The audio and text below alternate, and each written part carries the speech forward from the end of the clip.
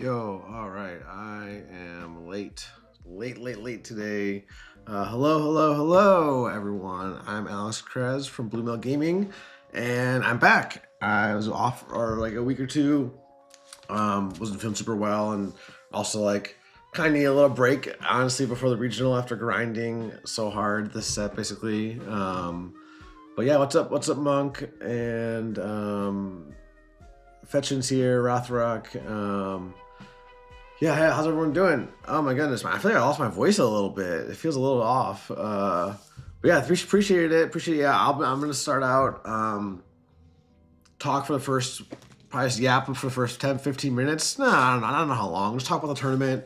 I'm gonna make a video about it. Actually, I'm gonna take a sip of drink real quick.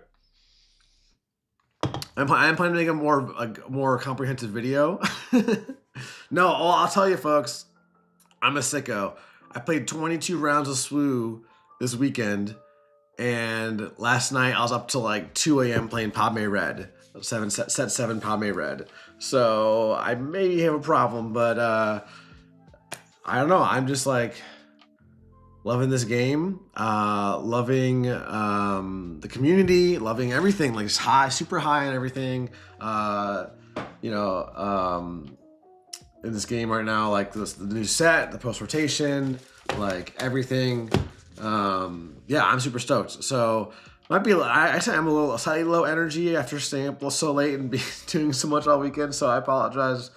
But we have a special guest today who's coming over.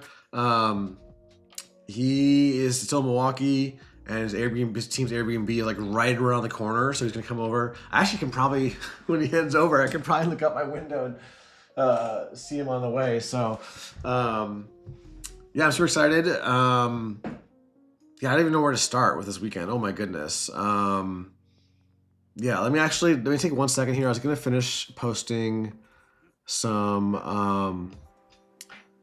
what's it called, more links for the stream. So actually, let me finish that for 1 second here.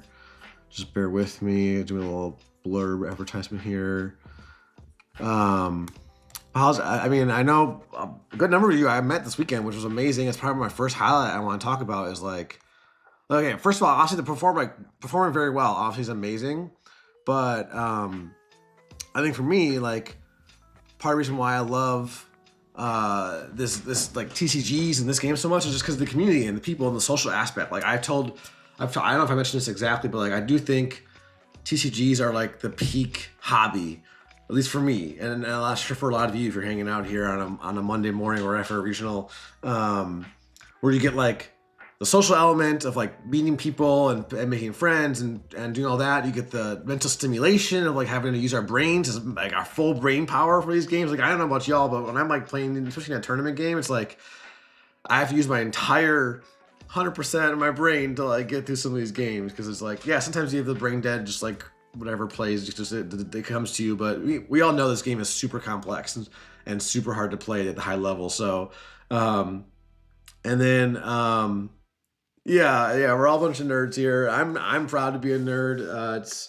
And I don't think anyone should have any shame of being a nerd these days, especially in 2026, where being nerd is like the norm at this point. I feel like kids growing up these days, if you don't play video games, you're like the outcasts or something, which is kind of cool. Because I know when I growing up, I'm 32. When I was growing up, it was like still a little bit of a nerdy thing to be like a gamer, right? Like it wasn't as mainstream, I guess you could say.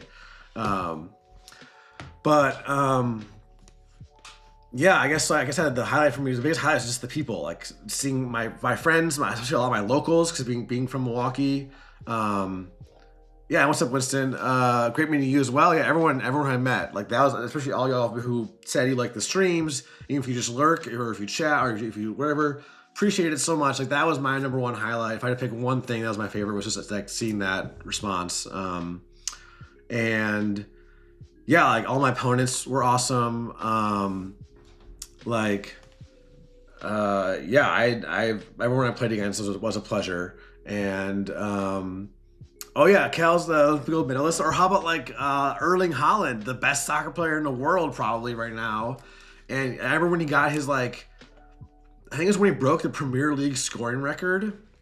He said like, the reporter says like, what are you gonna go do to celebrate your record here? And he literally said, almost word for word, was, I'm gonna go home and play some video games.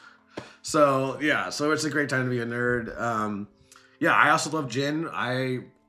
We'll pull up my list in a second, but I'm looking at gin red as splash base right now. I think I played it a couple weeks ago, and the Colorado Cantina crew made a list. So I'm gonna make that one. But yeah, I guess the weekend. What else I want to say about it? The people were awesome. They're performing really well. It was amazing. Like I went 6-3 day one limited, lost a winning in to Josh or Double Portal, a buddy of mine, from Wisconsin. So like on one hand, it sucks that like one of us had to get knocked out, but on the flip side, it was like nice that one of us were guaranteed day two. So, and he beat me in a great match. It was like I played Sabe Green on day one limited. I had a Queen Amidala and 2 Shadow Crawlers and a Renowned Dignitary, so it would have been an amazing Mon deck, but I didn't have a Mon. I had 0 yellow hero cards in the deck, and it still was a really good deck. I'll show the whole pool later. I don't know if I think I put it in a SWDB, but I had a lot of fun. Yeah, Luke, exactly. Day one Sabe crew. I had a lot of fun playing cards I don't normally play. Like I never played Sabe before. Besides like one or two Carabass games with her, I've never played her. So it was a new experience for me to have to see the cards, write it down. And honestly, it was hard. It's really hard to play. I'll shout out to all the Sabe players. It's hard to even if you write down the cards, still factor that into your plays and knowing, okay, they saw this card 2 turns ago, so that it might still be in their hand. And what am I gonna do? For example, I wouldn't necessarily call it a misplay, but I missed out on a cool play where I could have left. I was playing a Luthen Green. I was X1 playing Luthen Green in round the 3rd to last round, so round 7, I think it was. I see Unveiled Might in some crappy card, and I'm like, oh, I don't want him to Unveiled Might his Luthen, but I had a Kato Conyx in hand or in my row. So if I thought it through, I could have been like, wait, I give him Unveiled Might, bait him into playing it on Luthen, then I plot out Kato and get a huge swing. So I didn't do that though. I was kind of on that level 1 thinking of okay, I don't want him to play Unveiled Might. I didn't think about the level 2 of what do I have to counter that. So just small example. So I'm not saying it's a misplay. It's just to me as an example of how Sabe and this game in general, there's a lot of these minute decisions that can really add up. So yeah, I had a great time.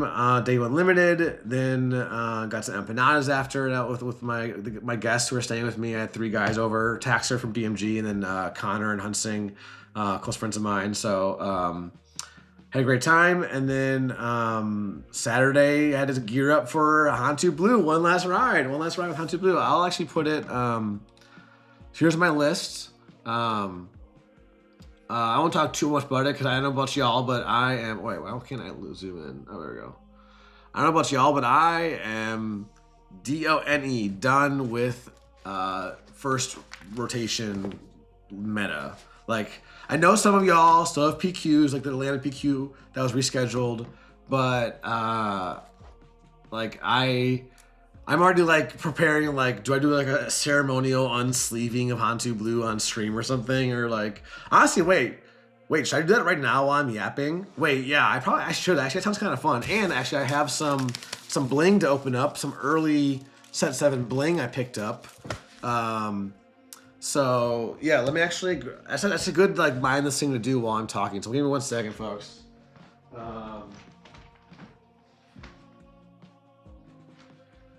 So we are gonna do it while I'm talking, my ceremonial unsleeving of my triple sleeved Hantu Blue deck. This cards have not left the sleeve since at least since June of last year. I did get new sleeves for Worlds and stuff, but they haven't been fully de-sleeved since then, basically. So this is my thick triple sleeve deck, folks. But hey, I got deck checked and I passed. No comments or anything about my foils. And I have a lot of foils here. I play with my top 8 Anakins and stuff. Yeah, I triple sleeve. Hey, what's up, Kyle? Great seeing you this weekend. Good morning. So yeah, I triple sleeve because I got the late night sleeves. I wanted to protect them with outers. But then if I play with so many foils, I still want the inners, the perfect fit inners, to kind of straighten out the cards a little bit. Hence, triple sleeving. The sad part, not sad part is, but I did that in Portland Regional, or not sector, not regional, sector, Portland sector in October. I had to buy a Twin Suns deck pod that morning up because it wouldn't fit my deck pod anymore. So yeah, we got our boy Han2. Oh, wrong way. My first ever showcase. Not gonna miss him, but it's been a hell of a ride. My little friend, my friend here. Oh, nice, Winston. Yeah, no, I mean, if y'all saw the meta, it was like 50% Han 1 plus Han 2 on day 2. Like 50%. I think it was like 30% Han 1, 20% Han 2, or something like that. Hey, thanks, Sam. Yeah, appreciate it. So yeah, I'll leave the list up for a second while I'm talking. But yeah, overall, I guess I actually know what I can do instead. I'll pull up the melee. So I can do this. Yeah. There we go. I'm not gonna go too in depth about the run, but let me just double check my messages really quick. 1 second here. All right, just checking. So I guess it's gonna head over soon. I also want to start de-sleeving this. I don't even know.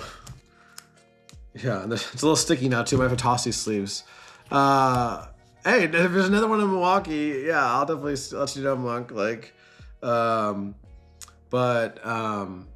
I actually overbooked originally. I had 4 guys staying, just including Kyle Kraft from the Colorado Cantina crew, and I apologize. Like, I invited 4 people, and I expected at least one of them to like, maybe they're all maybes at first. So I kept asking, and then they all confirmed. I was like, oh no, we have one bath. I have a big apartment that you can see goes all the way back there.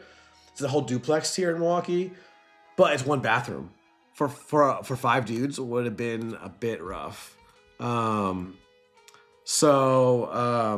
yeah, while I'm talking, I'm gonna start de-sleeving a little bit.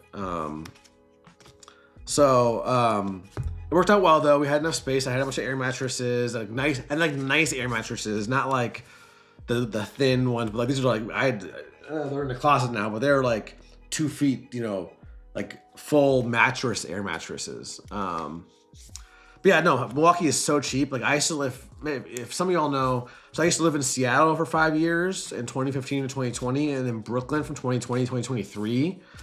And oh my goodness, that's a big reason why I moved back home to Milwaukee 3 years ago, was because of the cost.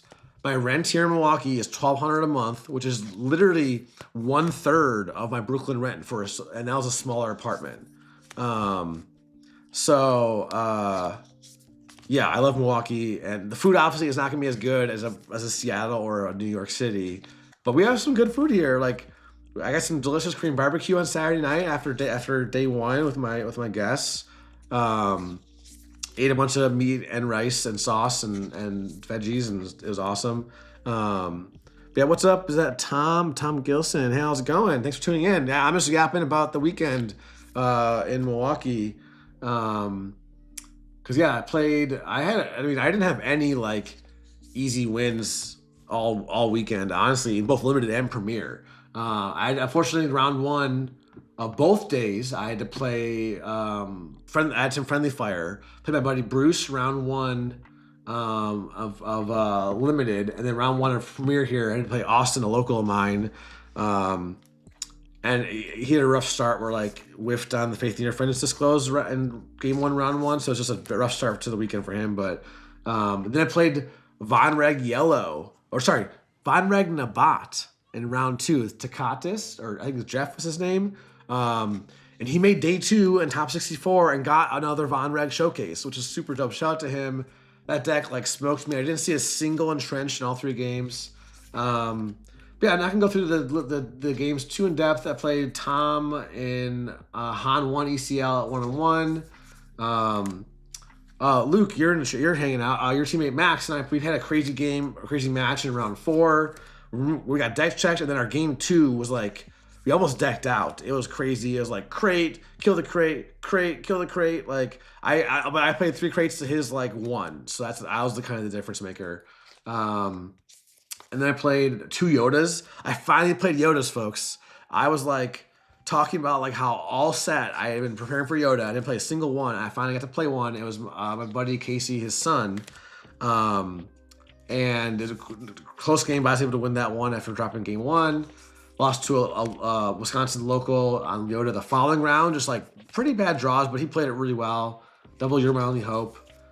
And then at 4-2 though, I was sweating a bit. I really wanted day 2 of my home regional. So then I saw the round 7 pairing, Emmanuel, a friend of mine, Carlos's brother, from Madison, and I was just like, why? If it was at least it was the win and in friendly fire, at least one of us is guaranteed, but it's the win and in.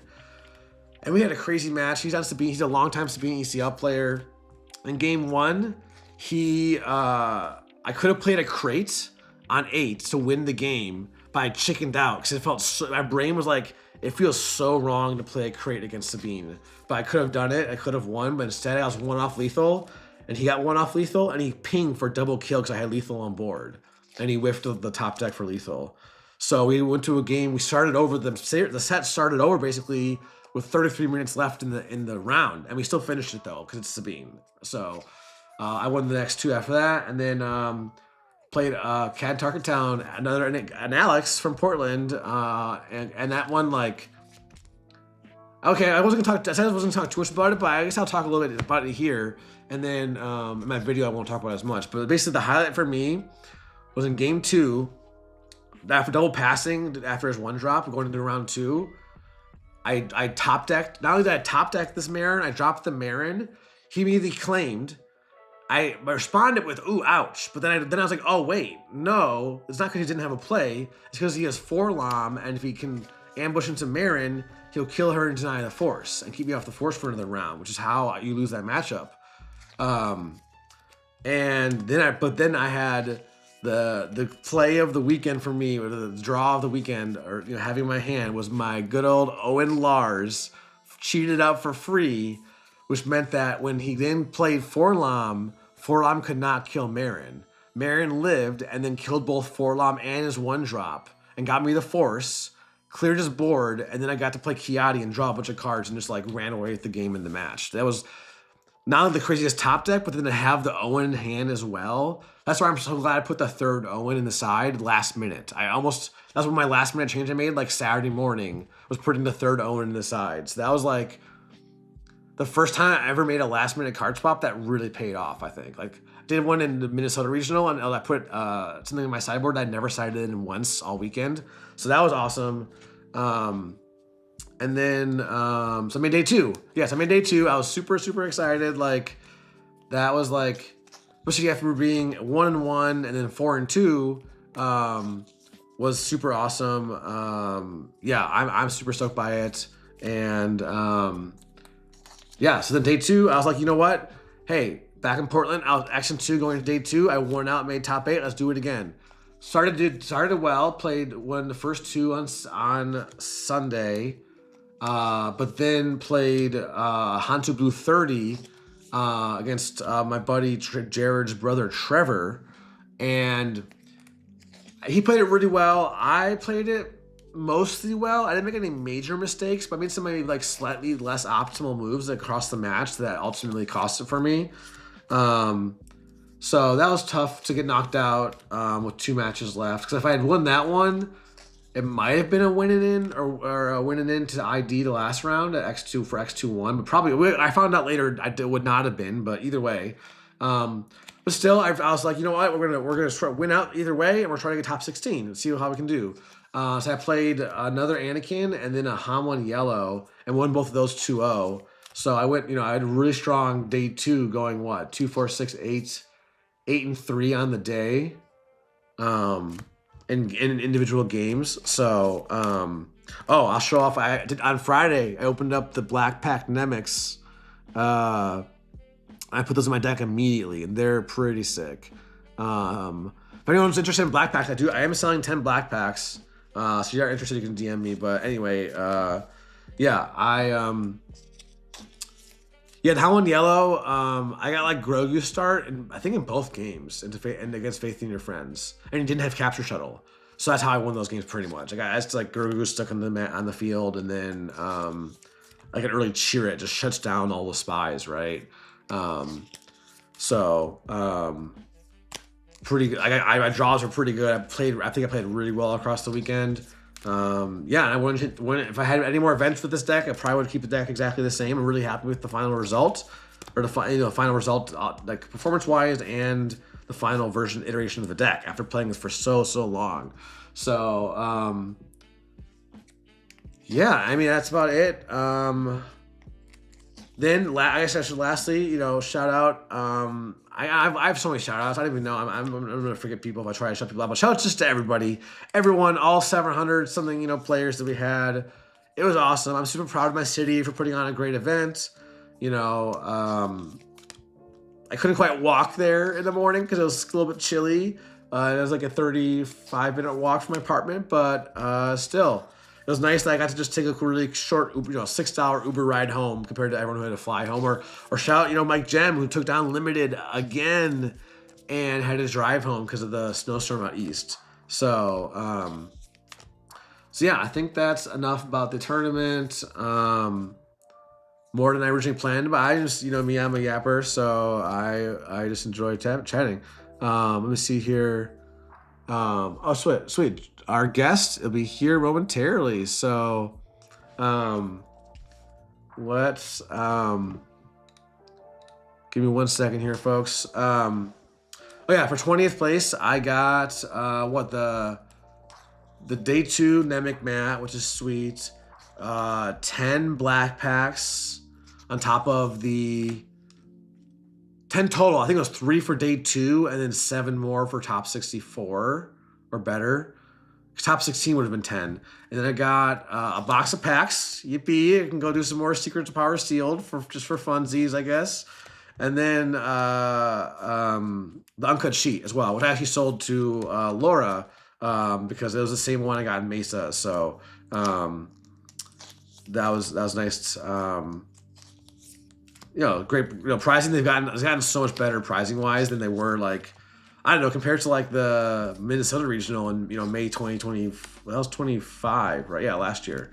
Not that the pricing was bad, but I think just at least the uncut sheets and the promo packs to me are a nice significant step up from what we saw in the past. So, and with that, we are de-sleeved, folks. The deck is de-sleeved down to just the inners. So I wonder how many of these cards are going to see play still. We'll see. I'm super excited for top 20. Holy crap.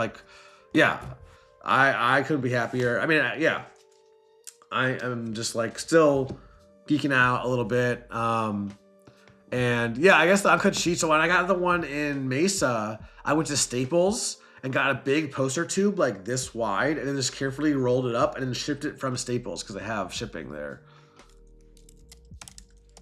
I'm going to go let my guest in, so I'll be right back. 1 second. 1 second, folks.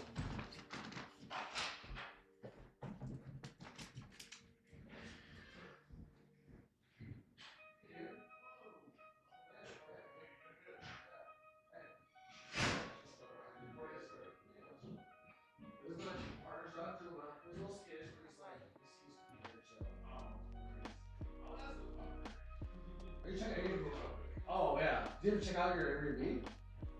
Have you checked out your Airbnb? Yeah. Gotcha. Okay, yeah, so this works out pretty well, huh? Yeah. All right. I just wandered around the city, but I was like, it's not hanging out with Ellen. Yeah. Let me actually. Oh, I got a chair right here, actually. All right. Hey, we got some. Our guest here is none other than George the Hulk from the Gotham Network. We've just been hanging out, talking about the regional. It was an amazing weekend. Yeah, here, let me switch to this. There we go.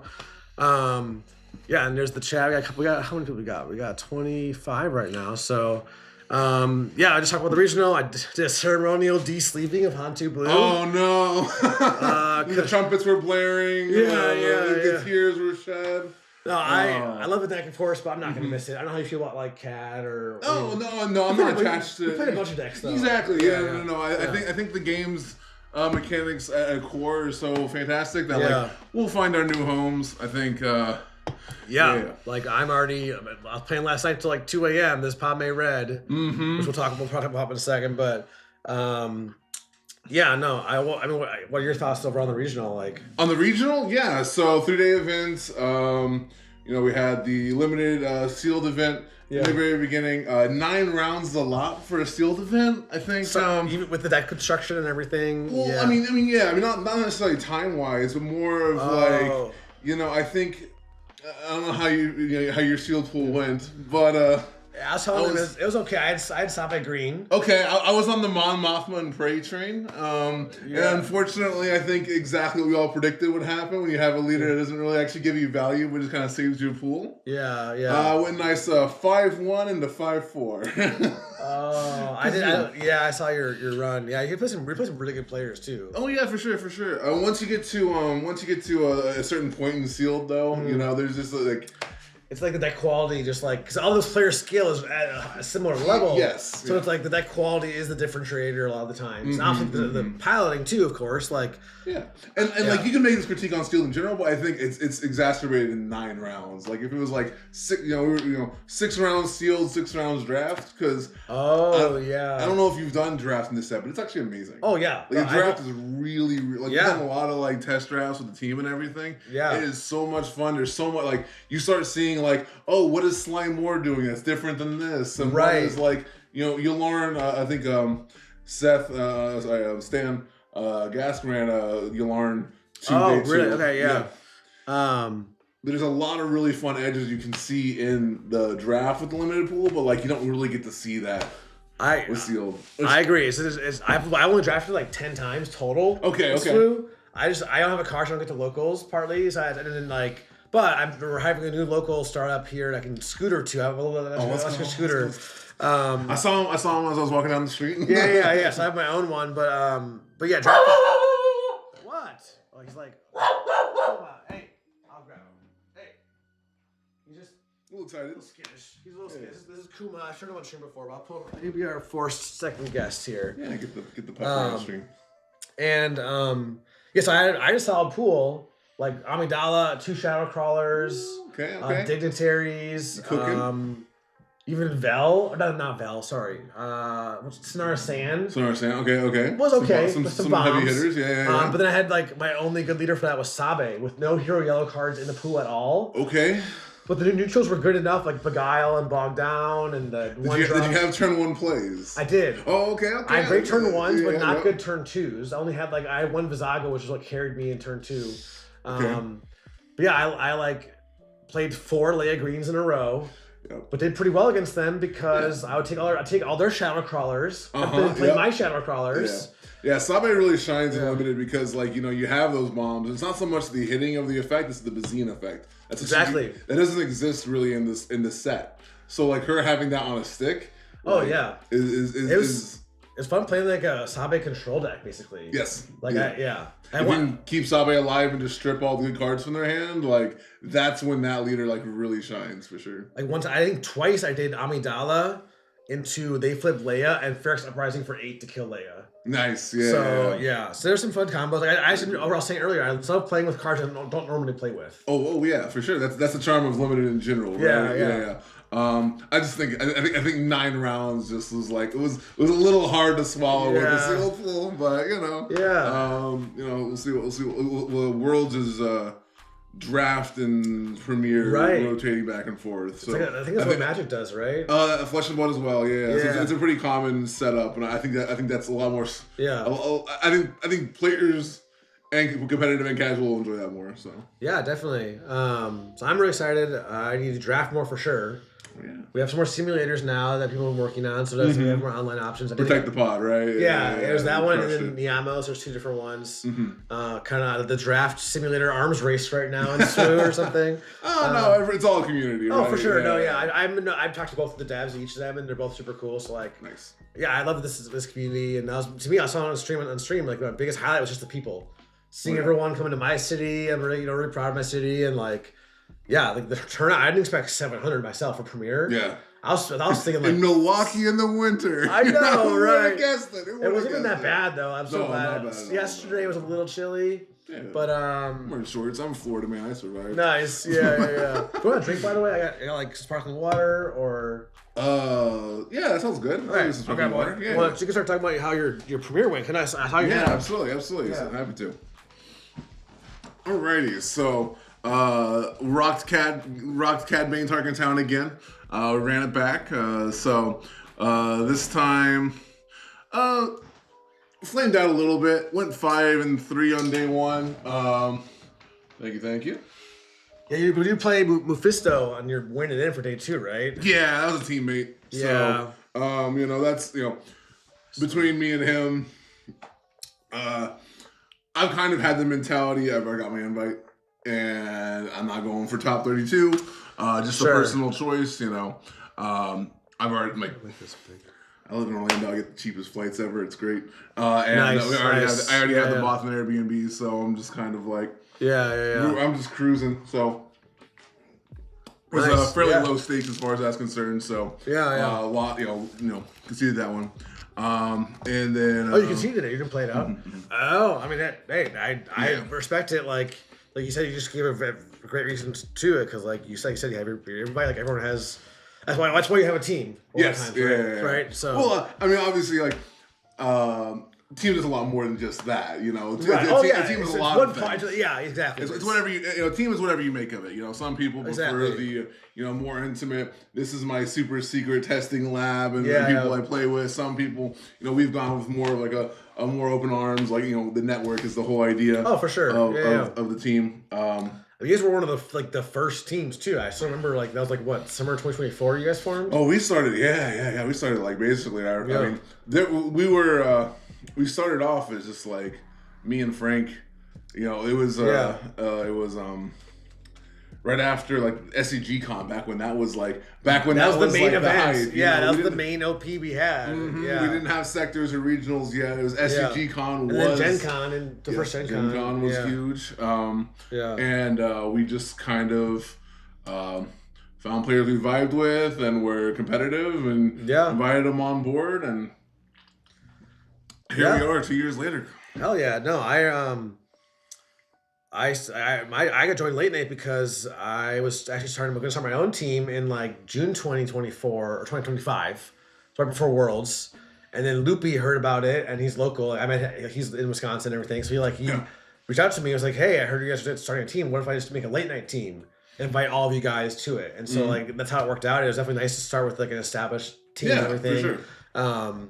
And now we have BMG, which is, people actually have asked, like, they get a little confused about, like, what's our relationship with that late night. And I just kind of compare it to, like, Woo and KTOD. Mm-hmm. Like, Woo, if Woo was 4 people instead of 1. Like, we have our content, we have our community, we're still part of a late night competitive team. It's the brand. Yeah, exactly. That's what it is, But yeah, no, I think everyone's realized by now that, like, it's hard to be a renegade SWU player without any kind of play testing group or team or anything to do well. Mm-hmm. Not that it's impossible. But I've realized compared to did you play Star Wars Destiny? I did not. No, okay, well, no. Destiny, like I never had a team. We had like a group in Seattle. But we never grinded. We just kind of played games. Mm-hmm. This game, though, you really need to kind of like grind the matchups and like learn. I think there's a lot of the players out there who aren't on teams. I think there's a lot of skills you develop solo, but I don't think you're typically not on like the cutting edge. Right. I think that's typically where it ends. Like the people who are iterating as a team.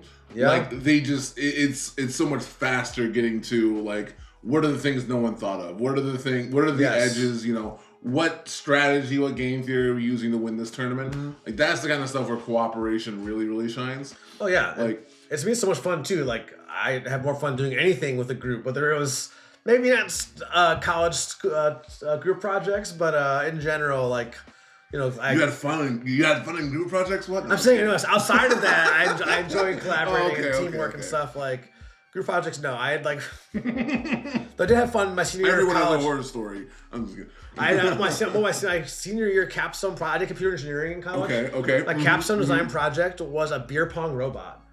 So that was super awesome to make. I programmed like a beer pong like triangle that had sensors for all the cups that would then wirelessly communicate to a scoreboard with the score. Okay. Like this is, I actually got an A and got graded for this. So nice. Oh, actually, I bought beer pong cups and ping pong balls to play this weekend, but never got to. Too long of a weekend with SWU, but anyway, enough about beer pong. Yeah, the team stuff has been awesome, but I will say though, as an add-on there, I don't think you need to have a team. It doesn't have to be like a team. That's why I love our BMG server. I'm trying to make it this playtest hub because it's like our online tournaments on Sundays. Like, it's all about finding just the quality reps. No matter how you get it, whether it's through a team, through Discord, or to be in Discord. You guys have looking for game 2. I tell people all over and over again, and like my coaching clients and stuff is like.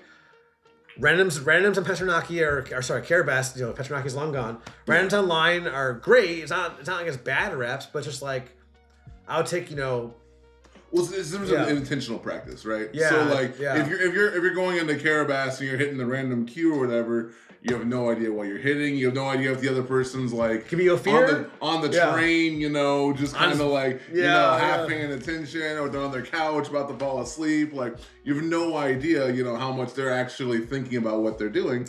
And like I think like I think Carabas is like, what are your first few turns of the game? And then after that, it's kind of a crapshoot, because they probably suboptimally like mulliganed or suboptimally like sequenced, and it kind of goes past the point of being relevant. Pretty quickly in those games.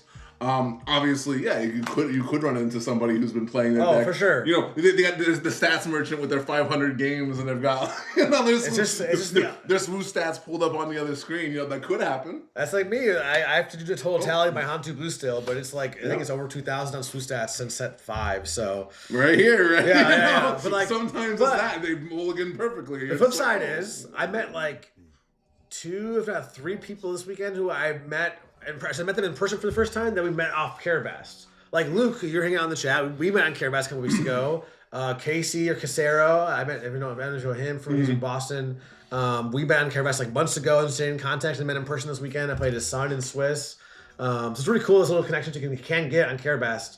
But it's like. Sure. It's like the point is, I think, is that it can be a crapshoot sometimes. Well, yeah, having a team, you can be like, okay, I say oftentimes in deck building, it's like. A deck that's $5 cards different is a different deck, right? If you have, you'll see this a lot in sideboarding, but like, you have let's call a war up there. Oh, this is a different deck, but that card it just flips so many matchups. Cat being the one obviously that's in front of my mind, but also space aggro, that sort of stuff. Oh, for sure, Like that card by itself can just completely switch the momentum of a fight. Oh, for sure, and I think one thing I realized too with me, Mike, and Carlos, all being on the same deck was pretty cool too. That was my first time having an experience where we had like kind of a team deck for BMG. Okay. Where like actually you guys have had that many times. That's like kind of one of your guys' like signature things. Having a team deck. Because I think I'm curious to hear your thoughts because I think what we learned, we had a little meeting last night. We realized it was kind of nice to be able to like really just chisel that stone down to like a refined product and get to a really. Because we got like I can pull up my our final list again. So Mike and I ended on the exact same. Mike and I ended on the exact same main deck, but then our sideboard was like 3 cards off or something. But either way, I guess the point. I don't even really talk about the list itself, but I think I'm more just theoretically or conceptually. What are your thoughts on like the benefits of like having a team deck? We talk about this a lot. So I'm not for forcing people onto a team deck. I'm not saying like this is our team, this is what we're doing. But we found it just very organically happens. Yeah, same here. We didn't like decide day one. Oh, we're all playing this deck.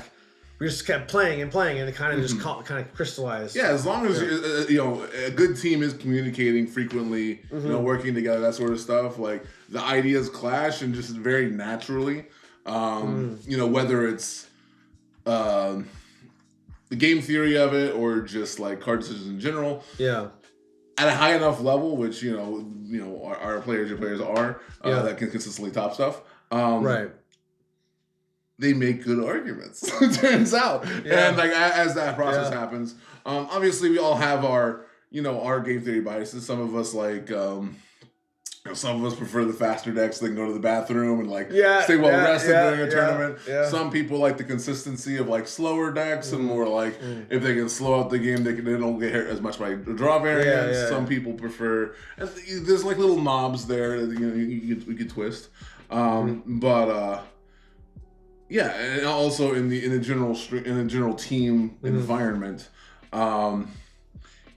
you don't want to create an echo chamber where everyone's on the same deck and shooting their own horn. So it's nice to have players who are not dedicated to the quote unquote team deck, right? Players who are I'm mostly a control based player, but I'm looking at this through this lens. I'm mostly an aggro player. I'm looking at this deck through this lens. And obviously the how well a positioned deck is completely changes on the week. Having players that can adapt on the fly is also. I'll tell you, if Hantu Blue was just not good this set, I would not have been playing it. I love the deck, but I didn't play it in set 4. I played Hamon Green instead because it was just there was so much Target Town initially, right? Set 4, so. And it was fun to just cheese people out with True Pilot, not gonna lie. For a little while. Take an easy win, Get that bathroom break at the Minnesota Regional, but I really enjoyed this whole process with the team and for instance the villainy package for Hantu Blue. Carlos was this is a hot topic. I already know how this conversation goes. Carlos, my team. My Carlos was Apodaca was so against it. He's argument, and there's no right or wrong here, but his preference is consistency over the possible spike plays, double Anakin. So that's why he never really ran it. And when he ran his PQ in Minnesota in December, he was not on it. And then, but then me and Micah were. But then the end result was Carlos tried. I was like, you know what? I'm gonna put 2 powers in. Yeah. And I was like, you know what? Yeah, that's actually a good point. So that's where I went from 3 lightnings to 2 lightnings and 1 power, and I actually put the 4th power in the side this weekend. That was really good for me. I powered a Lightmaker this weekend that would have been lethal the following turn. I had no other answer. Or this trio, I guess. So you're all completely off Force Choke. Force Lightning, Force Choke, Power Dark Side. Yeah. Because there's a lot of matchups where you won't win if you don't have Force Lightning. So Palp Yellow, it's almost winnable without it. Thrawn Yellow. A lot of those late game / win defeated insanity kind of matchups. Force what was it? Ruthless Raider in some situations. But largely the crate kind of the crate mirrors. I lost in my top 8 in Portland to Daniel and Anakin because he's running Force Lightning and I was running on powers. So we've seen these play out. Yeah. So and then it's why do you need to pay for Force Lightning? You just have Power Dark Side. Well, they could if they're if they're control minded. They could be playing on the Power Dark Side, right? So some players, especially with the amount of card advantage Han has, he can absolutely just throw out a cheap little Owen out there. Or throw in a little fodder. I had a game day 2 against Anakin where I paid 4 resources to kill a Cobb. And they had double proccing Anakin the next turn. Okay. That felt really good. Yep. So so I think the overall point for me was just that it was fun to work with my teammates on going back and forth. Discussion many times. Yeah. No, it's a fun one. Yeah. Let's see. I don't know. I'm going to move on to some new decks because I'll show off my Padme a little bit. Because I have right here on my desk, I opened the Padme Showcase this set without the glare. Have you seen it? Yeah, nice. Our team was very high on Padme going into Seattle. Oh, really? Yeah. No, she's awesome. It's now that there's no, Han 1, it's just being, and there's no Target Town as well, of course, but I was testing this again late last night. All 3 of the new triple aspect red, yellow hero cards are super good. So we've got, the Sabine, a 3/3 ambusher that defeats a non-unique upgrade, so it kills all the 2/2 shielded and lives. I had a game against an Aura blue or Aura red control where I popped a condemn. Okay. Just again, small sample size, but so far I'm liking it. And in the new K2, the 3/5 ambusher for 5, where you can do 3 damage to a damaged ground unit. Well, all these 3/7 leaders or even 3/6 leaders, you ping them once and then you can trade into them and live. So that was feeling really good. And then of course you got, I love my Luke Skywalker on 6. So you play Bix for 4, get the credit token and the ping, and then play Luke on the flip turn. which has been pretty. Luke actually like when he was I don't know how when he was first spoiled. Like I don't know about you, I was like, it feels worse. It's like it looks worse than Luke 1, right? But you have to everything has to be looked at through the lens of credits. Yes, like everything has to be looked at in the lens of the new bases, like the out of aspect bases. Like those completely change the game in massive ways. Limited set 7 is gonna be so awesome. I can't wait. Oh, absolutely. Like it's gonna be a little bit of a clown fiesta. Like you're not gonna play around on people's out of aspect cards. I haven't even thought about the leaders in Limited. I think Val. I was looking at Val. I think it's gonna be really good. I started building a Val data. I haven't rebuilt it yet, but I queued up a Val data vault and a Val yellow to build. Okay. Just because like I played against one the other day and it started with Cassian lay low. XP on him. That's funny. Yeah, because it can stack forever. Yeah. Well, there's so many credit hate cards that you. Yep. There's one on my sideboard. There's the mono blue one. There's the single blue one that like credits turns them off. 3 costs. There's more than I thought it was going to be. I don't know what you. I expected like 2, maybe 3 credit hate cards. There's one in almost every color. I think there's a lot. Yeah. There's Galen Urso can turn off credits. You can do. Countered that. The blue-green guy, you can eat up credits. So there's Lieutenant Gorn, which is probably a weaker one because it's not an attack. The 3 cost 4/4. But which is not weak. It's a 3 cost 4/4 with upside. All right. Okay, that's not weak. Guys. Weak's the wrong word. More like situational credit removal. Weaker in the lens of specifically the credit removal. Situational. Yes, compared to like I've Arval skiing. If you watch The Bear. Cousin from The Bear. You watched The Bear before, the TV show? The Bear, no. Okay. Anyway, I won't tell the story then, but I when I lived in New York, he was one of the few celebrities I actually saw walking in my neighborhood. He passed me while eating outdoor one night. He walked right past me. I wanted to say hi to him. He was just after Andor season 1, I think. But I didn't. I chickened out. But okay. Anyway, skiing though was really good. The 3 that win played and on attack, you get to defeat a credit token and then get the ping to unit or base. So in a ping deck, I almost want to main him. But pod-based 3-drops are just so stacked because you got, of course, Anakin, 3/4 raid 2, always online. Marin, which swings for 4 damage. But then with It's a Rock up to 6. Sure, yeah. So It's a Rock has been really good, and then you have then red 5 for the extra ping payoff, and then Sabine. So it's like 3 drops are very stacked in this deck. And then so this deck is very red heavy. For Faith in Your Friends. But all these triple aspect cards are so make it so easy actually. Because all Luke, K2, and Sabine. You know the math better than I do probably. I haven't had too much. You are right on the edge. Yeah, you're at like 25 yellows, I believe. I might miss a multi-aspect card, but like that's right about where like. If you resource right, you can pull it off pretty consistently. Right, okay. So it is on my turn 1, so you have to just mulligan the hand if you can't get it off with that hand. Like if I have to get a yellow hero card, I won't do it. If I only have to get a yellow card, I've only whiffed like once in my 30 games so far. Kuma, dude, you've been sitting here. I was petting you like 5 minutes ago. He's so funny. You put your hand out towards We'll see if you... Just let him sniff. Yeah. Anyway, but no, we've gone down the road, so I'll see what your reaction to this is. Yeah. The set 5 Rey with Padme and Faith in Your Friends. That's a road we've done a lot of number crunching on. Really? Yes. It's. Well, I see that. I will say in set 5, is there enough card draw just with Faith though to make that worth it? Obviously it was a different meta, completely different. Oh, you're talking about before pre-rotation. Yes, yes. I'm talking about set 6, where you had. So like be out of time. Yes, yeah. Got it. R2D2 from set 3. You had Faith in Your Friends. You had a lot of ways to turbo through your deck and find Rey. And obviously, when you reveal Rey, that's also another ping. So it becomes 3 ping damage on the unit and 2 damage to the base. That's really good. In Gen 7, that's going to be really good, right? Like this is the Colorado Cantina crew list from a couple weeks ago, so it's very out of date. It's not until the cards came out, but that's like... Because the fact that Jin can draw any of the top 3 that she gets, right? It makes it pretty good. I haven't played this. It's a couple weeks out of date, but it's just Aggressive Negotiations, the deck. Yeah. With Chopper? Okay. I think they lost the plot on that one.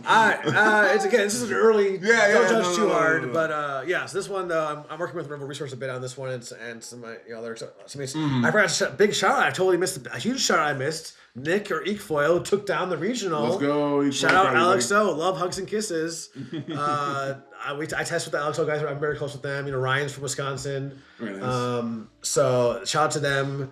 And okay, good. Okay, I'm glad that was an easy catch. Yeah. They said a chopper's on deck anymore. I was like, yeah. So that's gonna change. I haven't touched that list since like 3 weeks ago. So, but yeah, and everything's gonna change so much between now and when the first terms start falling down. For sure. Because like when it's a new format, people have to get used to like how fast is the format, what does the end game look like? Because we've had the blue-green villain Menace. Right. Not Menace. And Han Wan. I'm sorry, I love you, blue-green villain players. But they've been a staple since literally set 1. But that deck is literally just survive until Devastator, survive until Reinforcement Walker, have that take over the game. The same like overarching strategy, right? They win the same way. It's how they survive that changes. Which is interesting. Right? You think Blue-Green Villain's dead? Looking at this new card pool. Have you seen Blue-Green, sir?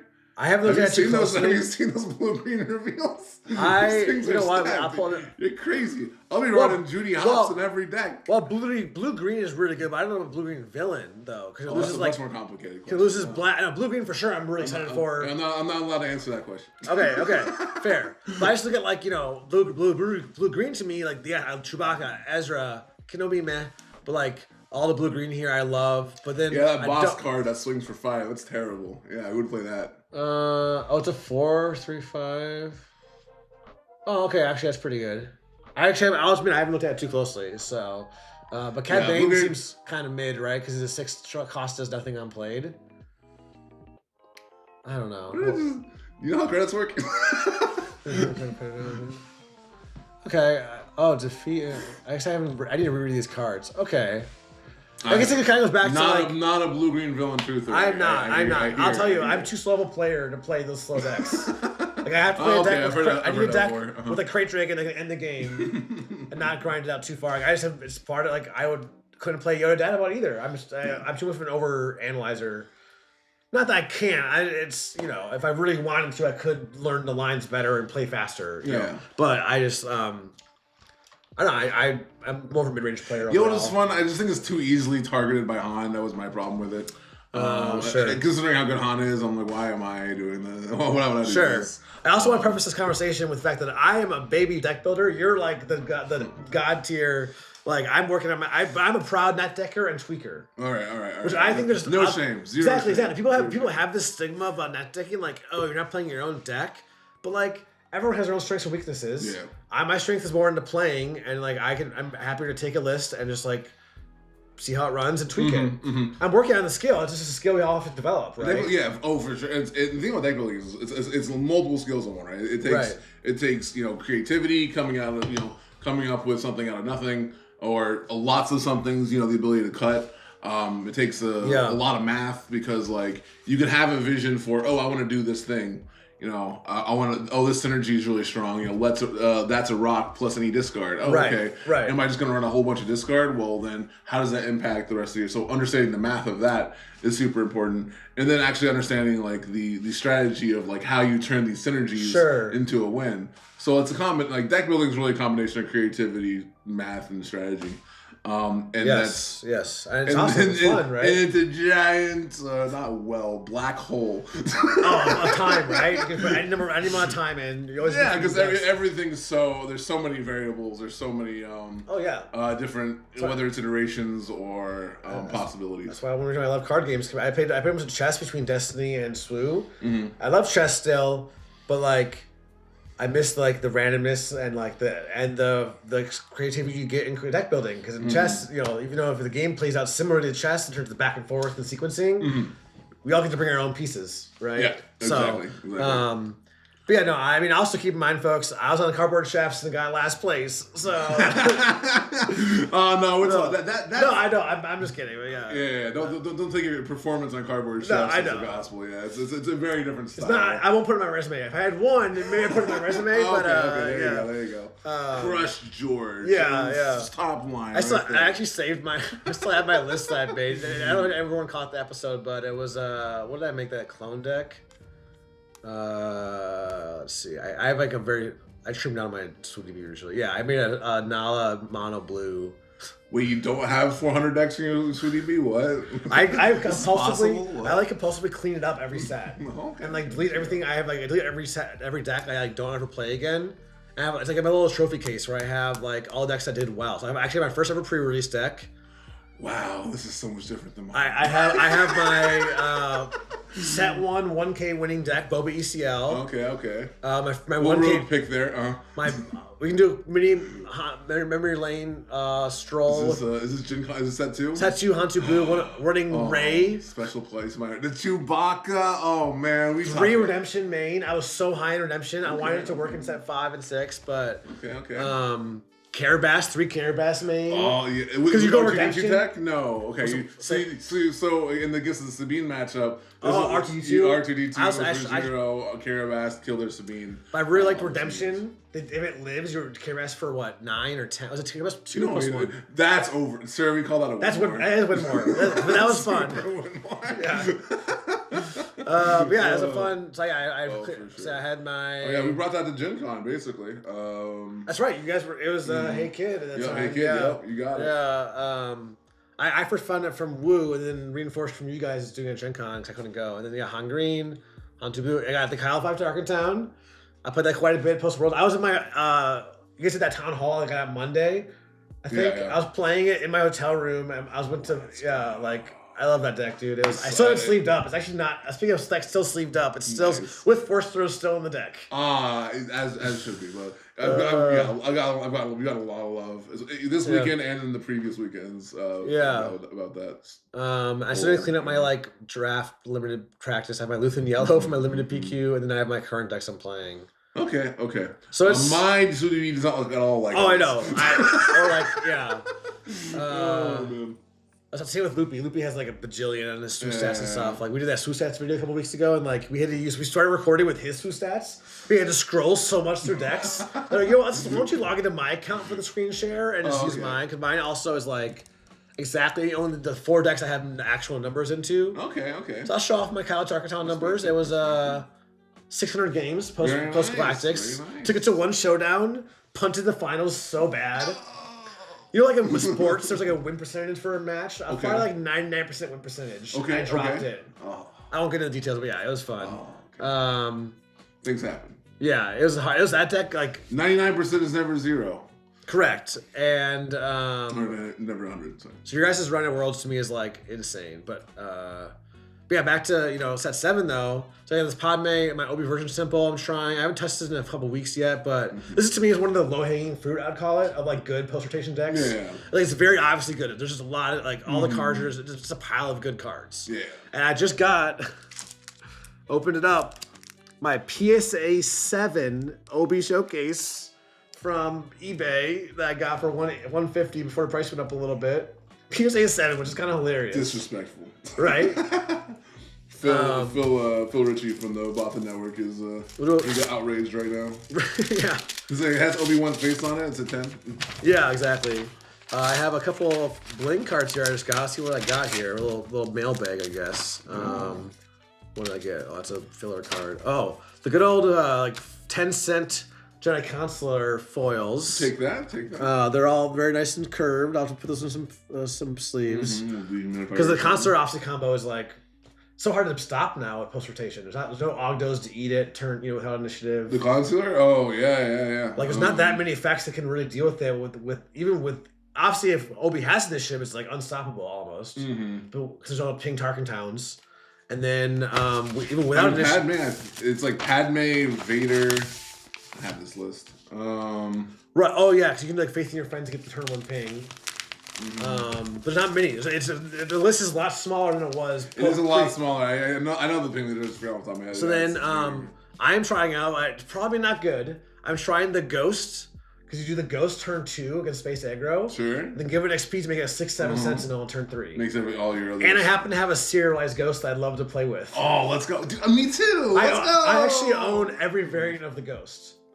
Base, hyperspace, base foil, hyperspace foil, prestige tier 1, prestige tier 2, serialized prestige 3, black pack Ghost, and I think in one of these I have a judge Ghost that I picked up. Okay, so is this like... it just happened. Okay, I didn't know this was like a conscious... I love Rebels. I am the Ghost collector. No, I love Rebels, but it's just like... There it is. It's just like, I got the serialized, and then happened to like open all my... I opened up like, 4 or 5 carbonite boxes, and like, happened to just have all the variants. So here's the Judge Ghost we just got. Yeah, I love the Judge promos. I have the Judge Ogdos as well. Nice. I actually about to order the Judge Mandos as well for $25, which is not that bad for a solid post-rotation bomb. I think these are going to be my... Again, 8 resources right now are 8 resources. I don't want to spend that. You're not spending 8 resources. I'm Padme. Lando says you play him now. Padme, I bet I'm going to flip turn because you do Bix on 4. If he doesn't get an answer, to get the 2 credits, and then you play him on 6. Like, yeah, and I got another, speaking of more late game post-rotation bombs, we got a foil prestige Yoda for like $15, which wasn't too bad, I thought. You've probably seen these. Yeah. I buy about a case of... I've quit the question. I buy about a case of Carbonite and a case of regular every set.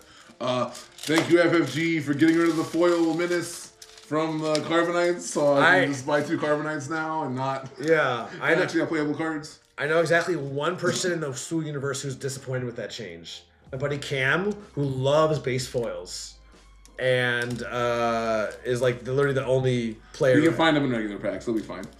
Yes, but he doesn't need to. Wait, they still have out of regular packs too. Oh, you're right. They're gone. Right? They're gone. So he's literally the only person I know who actually cares about that. Free. What's it? Gave me a base for free. Thank you, TCG player seller, I guess.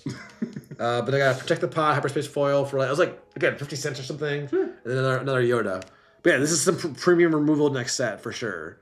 Because you hit leaders. Yeah. So you flip Obi first and you kill their Obi. So that's probably, that's a pretty obvious line, but yeah, it's... For green. Yeah. So I'm looking at Obi as well. I need to touch it. I still need to update it, but I mean, the constant combo is good. I don't know about... What do you think about ETH? ETH Cov? I mean, I've always... Like, I guess you can ramp on 4 to 5 and flip earlier, which maybe is fine. Well, the problem is, like... It's awkward, though, with the he's so well-statted is the problem. It's like... He doesn't die when you want him to, right? Yeah, he doesn't... He says, I want to value trade 3/5s. That's what 5/4 does. Yes. But then you're like, if I'm value trading a 3/5, which are lots of 3/5s, then he's not dying until 6 resources. And then you're like, oh, well, I've already flipped my leader. I probably have already got my bombs. Like, right. The thing with it, I guess the thing that is nice with him though is he can ramp you into Yoda faster. Yeah. So if you die the 2 turns after you play him, that kind of plays out. Because getting Yoda out is usually like game ending a lot. In my early testing so far is like because the removal is limited in this post rotation. So like getting a Yoda down.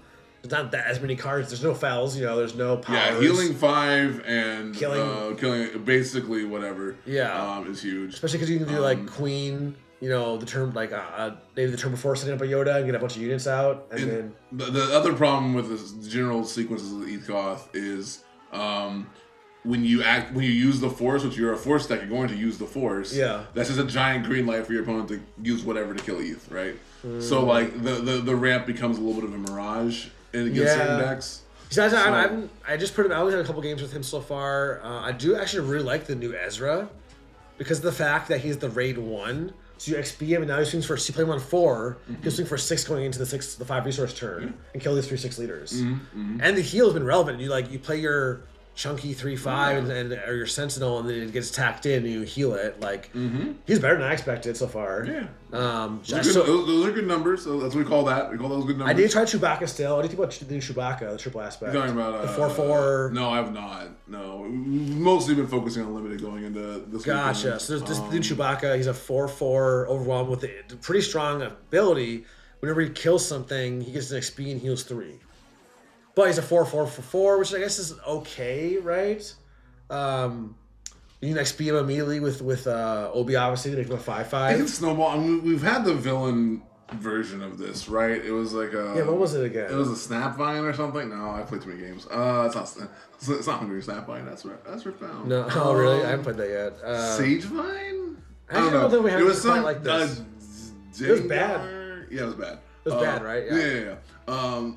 This is adjacent to that, right? This heals, so it's a little bit better. A little more restricted in its deck building, so it's a little bit different. Yeah. It's a rebel, which could have future implications with like Jin or so or whatever. Right. So like I think generally underwhelming is gonna be my take on it, but like obviously like all the breakpoints and everything's gonna change, right? Yeah, so, yeah. But it feels bad until like a typho if you don't. I guess you can XP him. Assuming you have the XP, you can be fine. But I feel like 4/4 could be. I don't know. I haven't tested it, but he wasn't implemented yet when I was testing this. So it's a piece of the puzzle. I think in general the fantasy of like I have a unit that like lives a long time and gains XP slowly. This is Imperial Dark Trooper. Yeah. It's I feel like it's Drangear Snapvine. Oh no, I don't know. Whatever. Yeah. You know what I'm talking about? Yeah. This card exists. I know it's 4 costs. It's like Drengear something. Spawn. Okay. And it's a plant creature. But it's a 4/3/3, so that's where it obviously fell short. I think the 4/4/4 at least trades into other 4/4s. Yeah, it trades in opening plays. It doesn't die to 3/5s. So the floor is certainly higher with Chewbacca. That is not a fair comparison. But also, it's a triple aspect carvers too, so it kind of makes sense that it'd be that way. But you've also been able to play him in decks with upgrades, with experience or whatever. That's been possible. Yeah. And it's a much lighter deck building restriction, right? Yeah. So certainly the verdict's absolutely still out. I'm not convinced either way, but yeah, I'll try it out. I mean, all the stuff you guys tried out. Theory only goes so far, right? And we actually can start playing a couple games if you're down.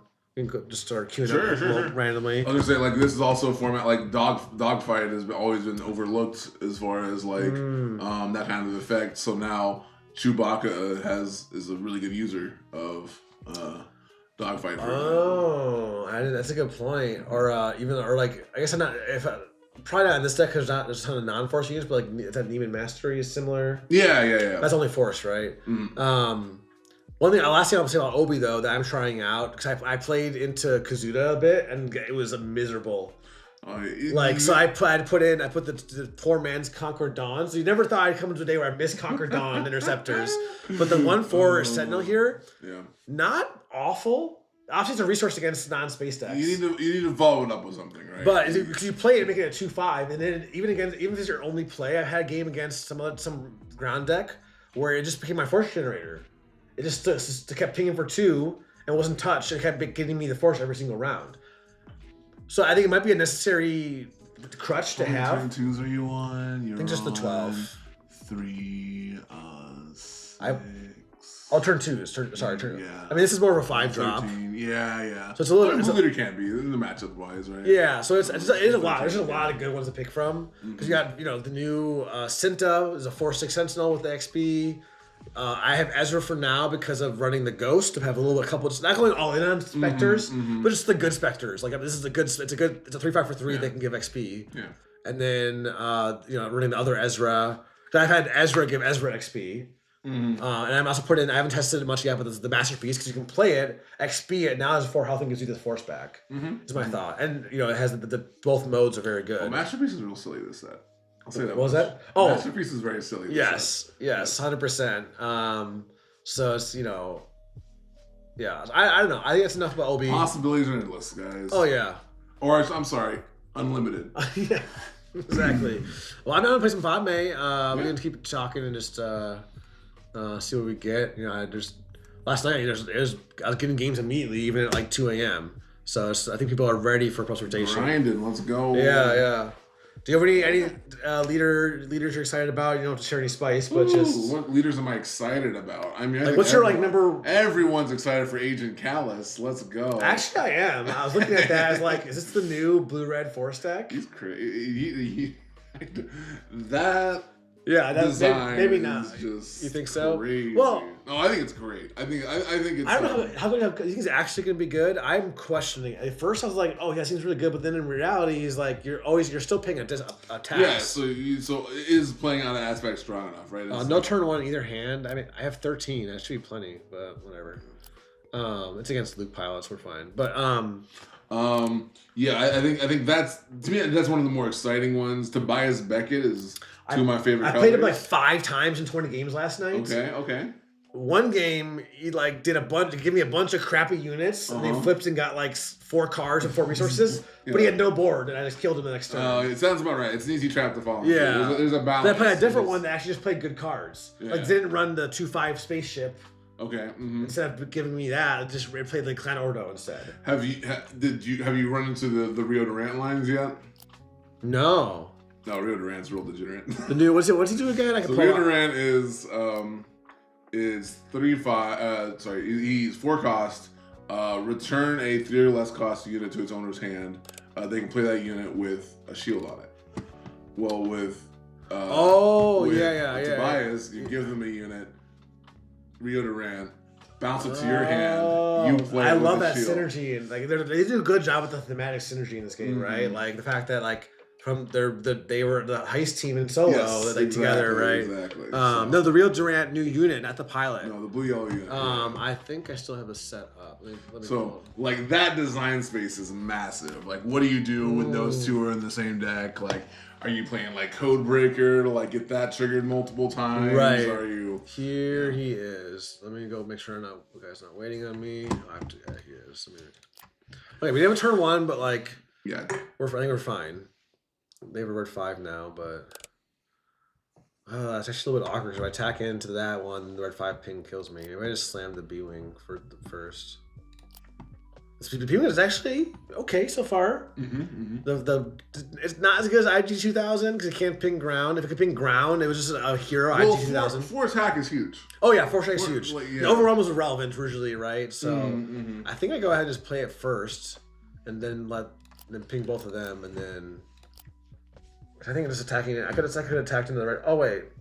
He's just gonna value trade the red 5, right? No, he's gonna. Oh, this cycle of upgrades is super interesting too. The hot shot maneuver and the stay on target. Yeah. Now that we don't have surprise strike and hot shot blaster in every deck. Right. No, I was trying flush events. The +2, like the poor man's heroic sacrifice. The +2 gets overwhelmed. If it does base damage, it dies. Oh, the new one, the red one. The new one, 1 cost. Yeah. I think I just put this on base. I'm just not looking good though. I mean, I haven't turned 1 against a pilot. Oh, I had Chewbacca pilot. Oh, we're cooked. If I had a credit token, I could play. Cut the stream. Yeah. No. Yeah, Rio looks awesome. The blue yellow cards to me, just in general, like all looked awesome. Like, I'm a blue yellow fan myself. That's what I wanted to Vel. I started Vel Deadwatt was the low hanging fruit because all the blue green is just obviously good, but Vel Yellow to me, that I think has some potential. What do I even do here? If I could Blade Wing, that'd be awesome. Oh, I can't bounce the Chewbacca anyway. I guess I didn't. You need to kill the Chewbacca and try and get a value trade because you're not racing this. Yeah. Not possible. At least have the Anakin follow up here. Ooh, that's actually rough. We're cooked. I think we just go next. Honestly. Yeah, I missed that Tarkin Town. That would have been really nice. I would happily give the 5 HP. Yeah, I won't miss Tarkin Town. Even though I wasn't much of a Tarkin Town player, I did appreciate that it opened up. It was probably too push, but it still opened up archetypes that didn't otherwise exist. Right? Yeah, I think it was an important foil for Han too. I'm glad it's gone, but yeah. So there's an example of so I have Faith, and now I have yellow hero. But it's on my top end. Oh, they just left. Okay. Well, so I probably can get the disclose right because I can keep these 2 and resource that. So you have, if I remember the number right, it was 25 yellows. You're taking a 3 in 44 chance of you're the math of hitting it. So it's gonna be in the 80s, but. Yeah, is that just hypergeometric easy? That's easy. Yeah, because there's 50 or 44 cards left. I'm gonna go to the Porg Depot, support our fellow Star Wars. Oh, really? I should use that. You're right. They got the sauce over there. Wait for this. Okay. Go to the tools. This is my favorite. Okay. I need it. Yeah, definitely. Let me close that. Kind of Porg geometric calculator. Oh my god. Okay. I love it. I mean, if you wanted the exact numbers, technically, because this is an opening turn play, it's 44. Yeah. Then it's starting hand size of 3, and then it's just starting hand size of 3. So we're drawing 3. Yeah, and then it's we're drawing 25 or something. 2 remaining, or like 23 left. 23. Doesn't have to be exact. Yeah, exactly. And you just need 1. So what does cost the first target card? It's for a different. Okay, if you are doing other stuff. Okay. So 80. Yeah, he's around 80. 89%. Yeah. That's pretty good. Yeah, that's good. It's good. That's worth going for, right? Usually. Yeah. Generally, I'm like 85 is like if you're comfortable missing it, but like generally want it to happen. 95 is like when you start hitting diminishing returns that are really hard. Sure. Like when you're like another Luke Pilot. Interesting. Another one. But yellow. They love those pilot decks. I think that's one of the easier decks to build. I think oh yeah, space. I mentioned this the term low hanging fruit earlier. I think my low hanging fruit for good post rotation decks is Obi version Temple, Towson Yellow, and Pilot decks. Choose your flavor. Yeah. Exactly. Yeah. I'll take initiative and. But they're not using aspect cards very well because most of those are not vehicles. Oh, you're right. Yeah. So, I guess I'll keep this because I have Ordo. I don't have a good turn 2, but we have Ordo and Bix, which mean are like the ideal turn 1 with initiative because it can swing in for 4, right? Mm-hmm. Probably. Oh no, I want it's Luke though, so I probably want the B-wing. I don't want the Bale. I guess I don't keep lots of rock then. So this is a space deck. Oh wait. So you need to interact with space, right? Yeah. So your Bail Organa into discarding that's a rock is gonna be super important because you can do double ping on their space unit ideally. Yeah. I think the Blade Wing is way too late. I think trying to wait for Blade Wing. Yeah, I have 3 in the deck too. So I also think going into the second turn with no turn, this is super risky, but you think it might be worth it. I think you keep it. I think you resource Biggs. I think you're almost always playing. You're right. I think you're almost always playing the spaceship. I think you're right. Because you're on 777 ferocity. Yeah. Like that's your win con in this matchup. Like you're getting Padme, you're giving her double ferocity, and you're bonking them twice for. Oh yeah, I didn't think about the ping with the. I was just like. Well, that level 1 of like, okay, I'm just thinking about my best lines in the vacuum, but wasn't thinking about like, okay, against Luke Pilot. I guess I haven't played it. This is my second. The last game was the first one I played against Luke Pilot. This is the first one. I guess Luke's probably too late. I just don't think you have the card advantage to keep it up. I think you. I can just toss both of these now and you toss and then you play. I think is probably optimal. Right, you can go swing first, attack. Yeah, I think I can start soaking up the spies. Discard, then you use Padme. Yeah, and then I guess I have the Ordo. Oh, actually, I can play it to kill it. Yes, or I can save it to discard next turn. I think doesn't really matter. I can see what he plays and see. Dice put on base, right? Oh, he has pings. This is Luke you're talking about, and it's Luke mono red. So I can put like 1 or 2 on. I think my general heuristic is I like to put it on base until I get to like 15. And that's when you start getting to like burst numbers of like Scinta shenanigans. Okay, yeah, that makes sense. And I think this, depending on what he plays, so. And I got red 5, so that's another reason not to put on the unit. So yeah, you just claim because you just. Yeah, for sure. Now you can first action kill the. Does Beam work on Luke? No, it doesn't for multiple reasons, chat. Actually, for like 3 reasons. Right. Super doesn't work. I don't have the auto aspect at all. I think she's fine even without the auto aspect, right? Yeah. It just doesn't work here. I mean, you'd be stopping like Big's Dark Lighter or something. He's unique, right? So, and it's crazy. This is like Thermal Oscillator Luke. What is he trying to get so badly? He has to cut 5 cards for. Yeah, I think it's on. You don't do that first. You play the spaceship first. You think so? Yeah. Because the spaceship has to hit 2 different units.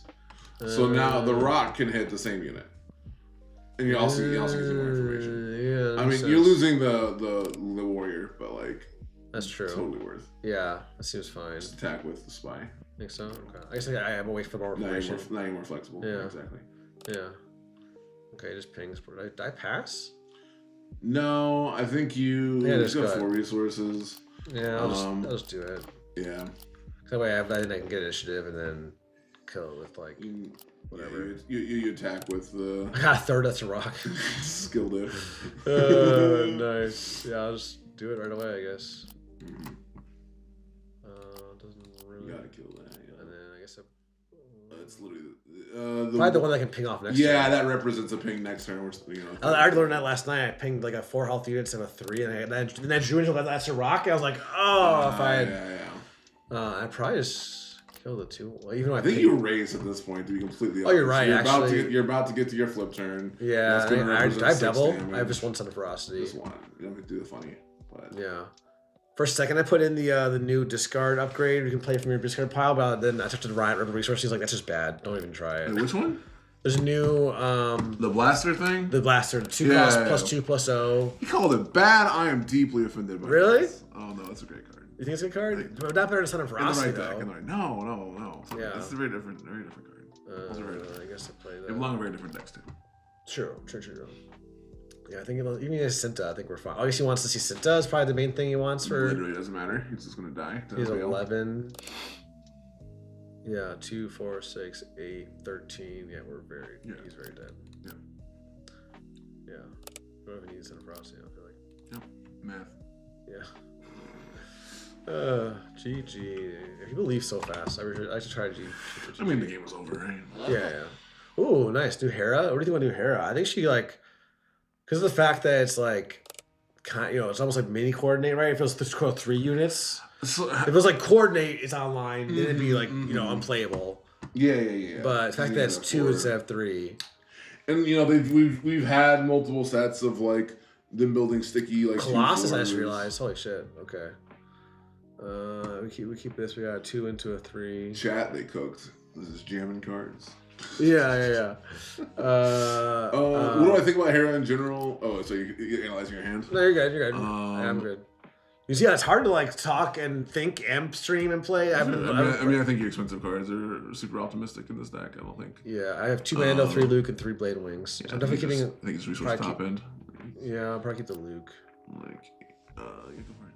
They've got wind played, so I don't know how good the Blade Wing's gonna be. Yeah, I mean you're just hoping for Bix at this point, which. Yeah. Oh, nice. Yeah, Han Solo does a lot of. Oh, we got Bix. Nice. We don't need Blue probably. And I got K2. Our curve is fixed. 4, 5, 6. I don't think you ever K2 when you play Bix, right? You're always just gonna play Luke. Unless you just want to stockpile credits. Say again. So actually, no. I have to discard that to kill this Han. So. Alright, me and the dog are friends now. Nice. I will discard. I might have to discard the K2 then. Yeah. Although K2 is gonna kill his leader though. Did I discard the Luke? Did I just discard the Luke? I mean, you have to play Bix with this sequence, right? Yeah, I'm just gonna go red 5 into Bix. Is Luke or K2? I think it's K2 that you discard. I think that's generally where you want to be. I mean, yeah, Luke. Luke is very. Well, it keeps him off of units, keeps him from snowballing that. Yeah. You played the removal spell. This is like a control deck, I guess. I would assume. So now. Just resource the bean and then play Bix when you play something. Yep. And then you get the red 5 it and scammed. Nice. That ain't it, chat. Yep, that's not it. Yeah, actually, I'm probably gonna order my 3rd. Oh, okay, that's fun. Yep. 3rd Prestige Red 5, just because like X-Wing's my favorite ship. So I have a tattoo. Oh, let's go! Yeah. I think chat may have seen, but first tattoo of X-Wing because it's just my favorite ship. So like, cool. And the one black pack card I didn't get was a black one. So, but I'm gonna trade for one. So I guess do I get rid of the blade? I guess get rid of the Blade Wing. Yeah, it will not ping. Thank you. These cards are worthless. So now, if Bix doesn't die, I can swing, discard a 2nd card, and get to play Luke this turn. How is green-blue killing Bix from an empty board? I don't think that's possible in this set. For 5, yeah. There's no takedown. There's no. And just in case, I can, I guess, keep the. Is there an ambusher that deals 5 damage? Actually, I'll keep the faith that in case he does have some way, then I can draw into a 3-drop, a better 3-drop position, and just playing Ordo or something. But probably you're right. I think most likely it's not gonna. Yeah, exactly. Like, there's no timelies anymore. No timely. Yeah. It'd be dogfight from this position, but you just attack with Bix and you're fine. Yeah, actually, there's trade here. Right? Yeah, you can kill him with the ping. Yeah, exactly. Doggo. Yeah, I'm like, I think the main question for Padme is like, are there enough ping payoffs to make her good enough, right, without Tarkentown? And I think so. I think the ability for her to be targeted is. I probably just attack into Hera, huh? Because then either Luke or Bix kills her. I think I can hear us. Because now, because now it's like I play Luke, and you probably has to either ready at this point or just lose their leader. So, yeah, Luke is like. I'm glad he actually has been good. I'm no obviously not as good as the old Luke, 7-drop Luke, but like all 7-drops are definitely a notch below. Yes. So and now we've got like new Mando units in the same colors as Lando. Like the ability to get 8 resources is not difficult. Like, yeah. I'll take that kill every time. Yep, TG. 9 and then 9-7 though is so massive compared to 6-7. Yes. Like that is. Yeah, this for sure. Ends the game real fast. Yeah. That was before the leader flip. Yeah, and I feel like you just have to obviously position it so that like he's not going on an empty board, of course, because he just does nothing basically. It's just a 9-7. But like if you make it so that they like have to take 5 damage. Well, your opponent. So we have faith. I think we have enough. Well, your opponent can't choose damage. They can because it's a May. You may deal 5 damage to a unit. So they always can choose the damage, right? That is rude. You're right. So you can't just slam it at like post. You can't. It's not. It's not new blast. Yeah, it's not thrown unit. Yeah, it's close. It's just different. I think I keep this because I should really get the faith into. What do I need to keep here? I've got yellow hero. I probably keep these 2 for the disclose. Probably do this. Boba yellow, like. I think you have to keep the red 5, right? You think so? I guess you're right. But then I have to draw. If I do this, I have to draw into yellow. Yeah, I don't think you're ever playing. I think it's Bix and Luke is my take. I just think they'll do enough in this matchup. But then I kind of get to disclose. Yeah, I would just need. It's risky. I would need a yellow. I just need a yellow. Yeah. I just need a yellow. That's fine. Which is again 90% chance. So. Yeah, I think I like that. I'd probably keep. Well, Bix and Luke is just so good, but I guess maybe not in this matchup. Ooh, that's nice we get to ping that right away. Mm-hmm. Another Faith or a Luke? It has to be. Oh, it could be either. Exactly, because it's triple aspect cards. It's like you see them. It's like I think I just go another Faith and just race. I generally like Faith, yeah. Or Luke, because just the card draw. It's so good in this deck when you're discarding cards. Exactly. And it's more paying. There's more everything. Yeah, now I don't have to show the red 5. More modularity. Yeah. Because now on the 4 resource turn after you play red 5, you have the option to ping or play blue ace, which is nice. Exactly. Because Bobas do have the new bonkers. Like I said, they don't really have. They have the 3/3 red black yellow chip. That's. Or they can play aggressive negotiation on turn 2 and you'll take your free win. Cool. Yeah. This is going back to our Care conversation about like, but you know what? Maybe it's just a brick draws. You never know, right? It's possible. Yeah. Ratios are hard. Yeah. Yeah, he's not activated his Bobo ability once. Right. Okay. Yeah, and that's where it's also early first rotation. Obviously, we're playing for. Yeah, of course. Yeah. And now we got the 2/2 drops here, so that's pretty good. Yep. Or blue ace, yeah. Beguile's real good. Yep. That's how that goes. Yeah. Okay. I'll blue force. I tried it a bit, but I just feel like the virtual symbol actually just felt better because it's just like it just felt pretty fair. My teammate, Phil, who was like the OB's #1 fan. Nice. He came to the same conclusion. I don't have a strong feeling on this. I mean, I've only played a dozen games with the regular force base, so take it with a grain of salt, but. Mm-hmm. I just feel like the consular combo for a 5-drop turn 2 is just the most unfair thing the deck can do with those colors. It's reasonable. Which is not necessarily saying you have to play that, but like it's just not. But Carlos doesn't like it though because it's not consistent. Well, the thing to me is I think a blue. Do I keep this hand though? I don't know if a 3-drop is the thing. Against Obi-Wan, you can do better. Yeah. I mean, you can Beguile upgrade. You know. When I got the Faith. Oh no, I got Nemec. So I could pass into Faith. To ping and deny the. Oh, wait, it's not virtual simple, so it doesn't matter. I just slammed it. Yeah. I just slammed Nemec. Yeah. And then or I could do Faith actually. No, probably Nemec. It's probably Nemec. So it kills the 2/4s. And then probably into Anakin because it kills the 3/5s pretty nicely. And I keep the yellow card for a future Faith. Yeah. I don't have it. If I had it's a rock, maybe I keep the Marin. But I almost bought Marin serialized a couple weeks ago and they were like $70. I was like, that's not bad for a serialized like good card. Yep, here we go. Got the 2/4. Yeah, now your ping kills it. I don't think I need that to rock anymore. No. I don't think you're playing that game. You've already resourced 2 of your discard generator. Okay. And it makes that makes the skulls really easy. It's like a cool cross set synergy there. That's one of the things people critique. Did I ever beguile to deny the force in their turn? Probably not. No. Force payoff isn't that massive.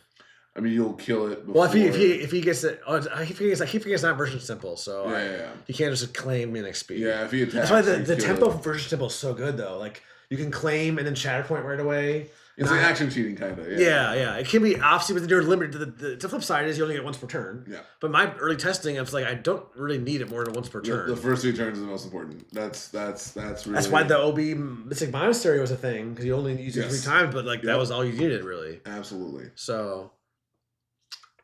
Should probably kill the spy, right? Listen, I don't know what he has, obviously, but I feel like you probably just swing, get the force, kill the spy. Oh, he goes space. It depends on if he thinks he can outvalue you. Like this is positioning as if he's an aggro deck, which is weird. I think I just take the trade. Yeah, just take it. Yeah. And maybe I can faith into Green blue does not have any pings. They might have some they might have a shatter point that they could have that not enforced, but they could have that rats, the new the leaf lady. You're right, the leaf lady exists now. That's a thing. Yeah. Leaf lady. Poison ivy. And swoop can ping. Do I ever just beguile? No, I can K2 it next turn. Because K2 would kill it, I think, even with the force. Because I'll ping it now with faith at 4. K2 could swing for 1 with the force and 3 more with his ability. Yeah, K2 would kill it. I think we have faith. All you need for faith is the yellow card again. So we got double faith now. Literally, I was gonna say it's what you want is a 2-cost yellow card. Yeah, exactly. I got both of them. This is why card games are dangerous for all the degenerate gamblers. Yeah, exactly. And then you hit and you're just like all planned, easy. Yeah, I just realized the cameras. I usually have my green screen, but I'll make it a little bit smaller. That's fine. You need room for all these spy tokens. I know. I need to get some more Bothan spy tokens. I got my. And we'll ping. Like normally this would be a wall against Faith in Your Friends, but now when you got the new K2, it's the fact that it's 3 damage and not like 2, and a 3/5. Like it's not very flexible. And now we just need to get a yellow card again. Do it again. Yeah, and now we already have Beguile. Protect the Bix, I guess, for the on-demand ping. I think it's probably Anakin for when Anakin dies. When Anakin dies, exactly. Yeah. Anakin dies like everything. Yeah, I don't really need the Bix anymore. Because you're looking at the 6 resource turn, right? That's what you're looking at. Because you're definitely playing K2 next turn. So and then I got Beguile and it's probably Beguile and it could go Anakin or Red 5. Yep. I think both are super reasonable. Yeah, that makes sense. Yeah. That's a lot of spies. I saw my first event. I am the Senate. Yeah. I played Slide Dataval. That card's actually good in that deck. Yeah, of course. Because I am a Senate into Crucible. Into second Crucible to get the double XP. That's a one win more. Oh yeah. But fun. The real tech is the Thrawn 4. Actually probably keep the red 5 over the Anakin here now. In case Anakin does live. It gives you cross arena play. Yeah, and he probably doesn't have much space. I think it's super reasonable. So I got 5, 6, 7, 8. Great, nice curve now. So I had struggled with that. I mean, when it was more popular a couple weeks ago, I was saying the numbers on stream because Luke is a 6, 7. So he just flips Anakin. So I think we just kill it, right? We can't do anything about it. I just meme all the time. It's great. Yeah. Great life. I guess I'll let the opponent choose first before he realizes that it doesn't. In case he doesn't read the card and like. Sure. That really matters. Well, he chose the first action flip, so that means I'm guessing he's gonna upgrade his Obi with something. Maybe. We got 2, 4, General's 7, Blade 10. doesn't exist anymore. Like they have. He had the option. Constructed He had the option to activate his Obi to give. It would have lived, wouldn't it? I think it would have lived actually. Oh, he's just swinging the base with Maz. Okay, yeah, that's. I'll just start killing. I'll just see what else he plays first. I guess I just race probably at this point. Do I even kill Maz? I mean, he's presenting 7. You're presenting. Pulls out my calculator. 18. I had an opponent who actually brought out a TI-84 during a beginning of our match for his math. He never used it, but like that's actually kind of smart. The little calculator on the side of the table. It's like if you have to do some math. No. I mean, I mean, it would just be probabilities, right? That would be where you'd want a calculator for to get like, but like that's just go to face. You can ballpark it most of the time, right? For sure. That's unnecessary. No, I mean, maybe it's a fun intimidation factor. Yeah. I was like, wait, I haven't some goofy seen, stuff. I haven't seen one of those in a while. Yeah. When you're playing in person, you can do some. Yeah. One side thing I had fun with was like, and it wasn't too often, but I want to. But I love like dealing with like the tells of people, like both like trying to bluff and read their tells. Like when my mirror match I played, like round 3 or 4, I had a hand after winning game 1. My hand was like Grogu plus Entrenched, which I really love that line in the mirror. Okay. But I was like, I don't want to lose to Ogdo. But then I sat there and I was like, watched him like think he had initiative, so he had to decide first, and he was like really hesitant. So my read was, if you have Ogdo with initiative in the mirror, you're not thinking about keeping your hand, generally speaking. It has to be a really, really bad hand otherwise. Yeah. Plays to Anakin. What did he even kill? He killed Anakin. Okay, Anakin killed Anakin. I think I have to just swing. Keep swinging. That's probably lethal. I don't think I can even do the math. It won't kill itself. Thank you. 2, 4, 6, 8, 10 plus 6. Yeah, we're very lethal. We appreciate. Yeah. Anyway, so there's. Yeah, you thought he had. So I had to read the didn't have really Ogdo, and I stuck. I didn't mulligan because I got the hand, and then I was like, okay, but he led it with Baron. I'll do this for you. Don't worry. Yeah. Faces the place. Don't let my team hear you. Don't make fun of me. Call me a dirty aggro player. So he didn't have Ogdo, but he had Marin. I was not thinking about Marin being the same punish for just eating up with Grogu. Sure. So I did get a bit behind, but then I played 3 crates to his 1 in that game, and it was a grind, so I won that one. Sorry, I'm Tim. I hope this guy. I was afraid of people thinking I'm slow playing. That's BM. Yeah, exactly. I had people. Someone said BMG, more like bad manner gaming. Wait, that's actually pretty good. Yeah. He tapped out. We'll just do the Son of Rusty and finish him off. GG. That's good manner. Look at that. Yeah. You can't see it because it's covered by. Yeah. What I like to do, I haven't been doing it, so we've been talking, but I usually do it high GLHF to start the match. It's kind of my little litmus test of like if either they respond. Well, if they don't respond, they either just like are on mobile or like whatever. Yeah. If they do respond, it's like a little like it usually starts. Yeah. Because I love the banter when playing in person. We never played in person, but like I'm sure we'd have a great time. Oh yeah. Like I don't know about you, but I have no 2 drops. Yeah, it's easy. I always read my opponent's energy. Oh yeah. Especially like round 1, day 2, my opponent was like pretty tense, so I make sure I don't yap too much because like I'm obviously a yapper, but I know it can run people the wrong way. Yeah. So if it's like. I apologize to Jonathan Ninja Ferret, who got top 8 with Hound2 Blue. Okay. I realized right after he finished, he lost to Troy Yamaguchi. I like immediately walked over to him and started like talking to him. Yeah. And I was like, maybe I should have given him a little space. It's a tough balance. So actually, I'm actually a server in real life. So like reading body language. Oh, you are? Like, okay. Yeah. Disney World. So like, man, there's probably too late here for sure. Reading body language is just like very natural in my everyday, where it's like okay. Yeah, no. Are they having fun on their vacation? Are they just exhausted because they're on day 10? Are they having an argument? Yeah. Did they just wait in line for an hour and now they're angry or hangry? Right. So all those kind all that kind of stuff is very second nature. Yeah, exactly.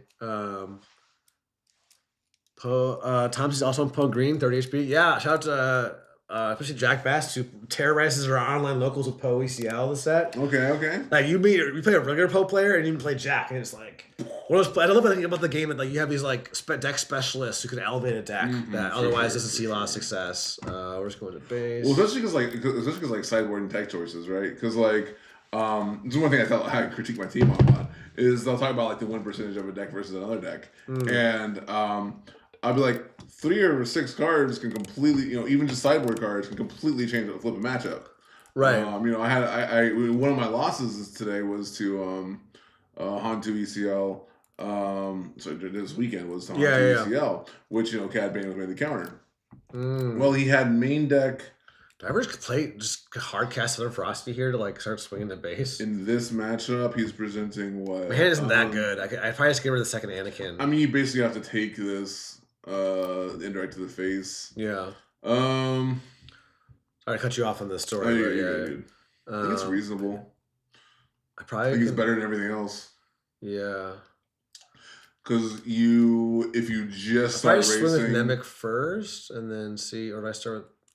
I mean, the question is removal, right? Does he have like a Beguile?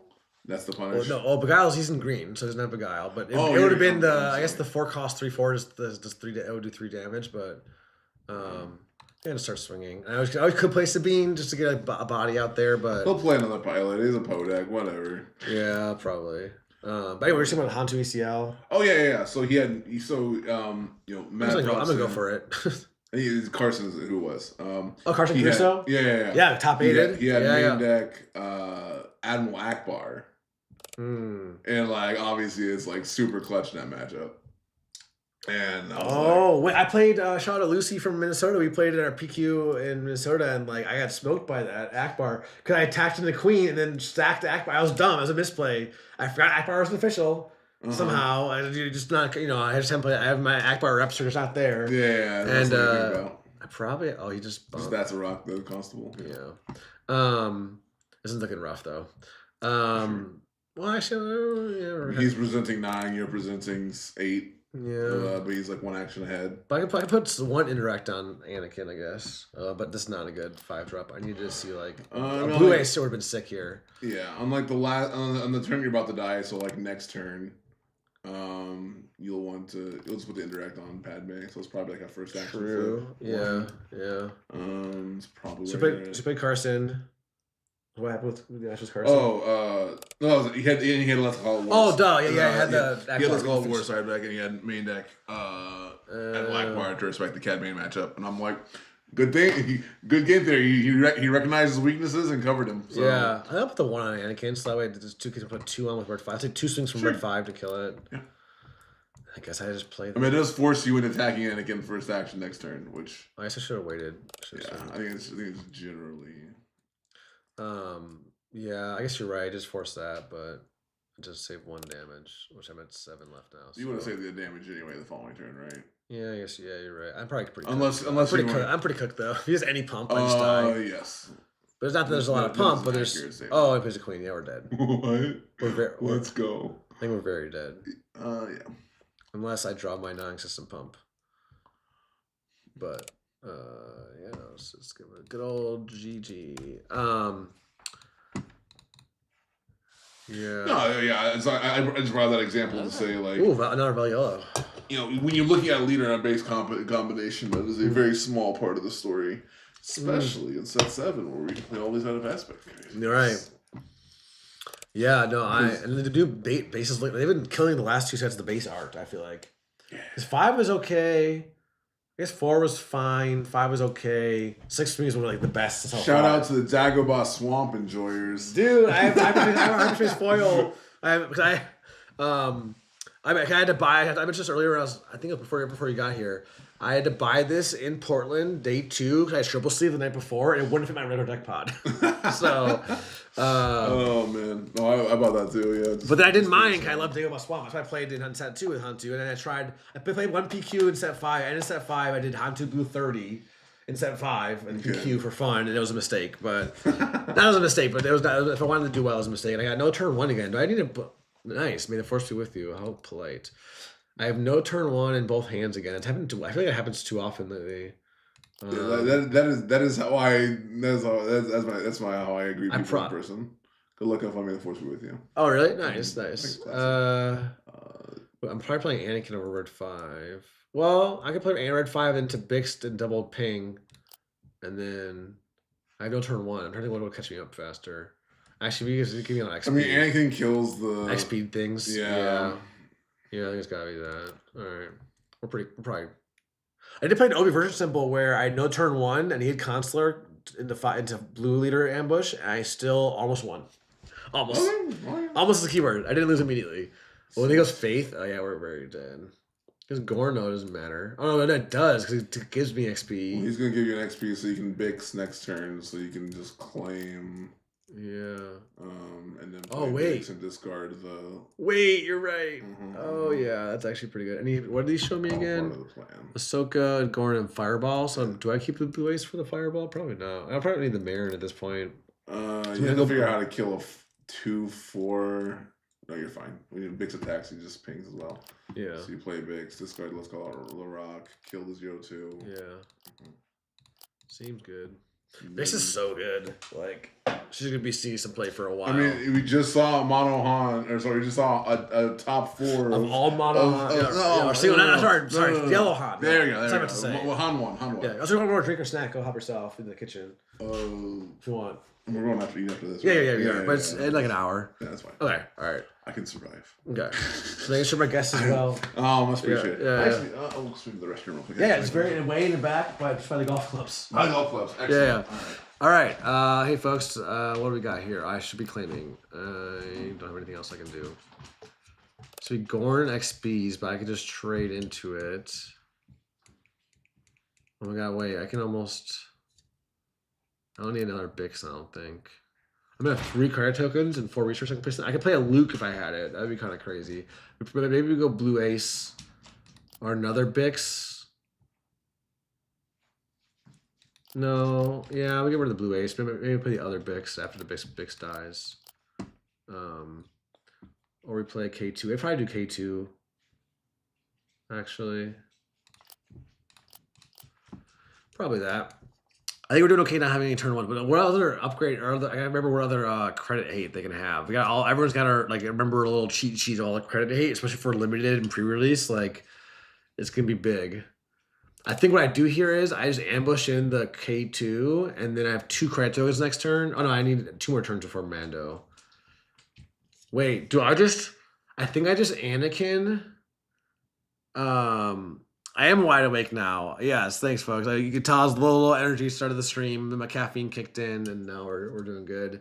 I'm debating doing the K2. I'll probably just do the K2 and use 1 and then ambush in. And then if he gives me another XP, I can play Mando next turn.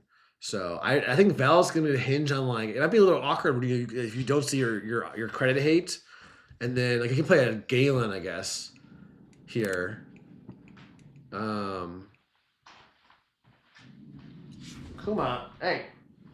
Probably also because you're Come on, hey. Okay, sorry. It's really strange men. He's okay. It's in particular. He's just his quirk, I guess. When I first met him, he was a little bit skittish as well. What are the odds he's gonna give me another XP?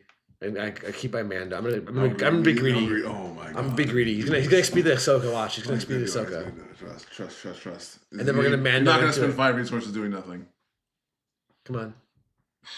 Do it. XP it. And we get the free kill with Mando, basically. Yeah! Because it had the Gorn, but then it just died from the Bix trade. Bix, yeah.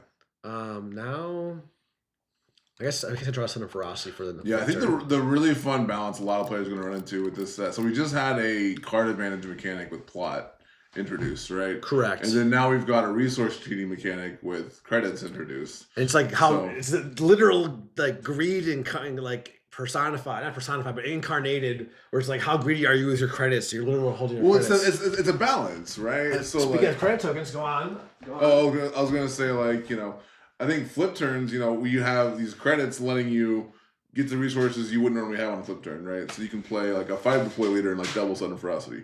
Oh, they conceded, by the way. We won? Yeah. Who would have thought? Mando won 5. Yeah.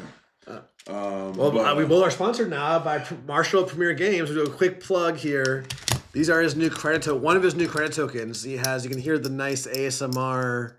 I've seen. If you watch our channel, we have a demo video. But these you got these. Oh, they're fantastic. He also sponsored us as well. We have a code, the Bothan Network. But they're these are awesome. I'm excited to play with these. The boxes are really boom, slam my credits around. The cases for them are magnetic and they slide together really nicely. So huge shout out to Premier Games for sure. Yeah, no, they're my favorite tokens in the market. Even if I wasn't sponsored, I'd be running them. Yeah. So but yeah, no, Marshall's awesome. He's also a software engineer, so him and I connected on that. And here, Yularen Blue, I put right in the Sam Neff playing Yularen Blue last night, and it was a good space aggro, his version. So I don't know if this is gonna be the same.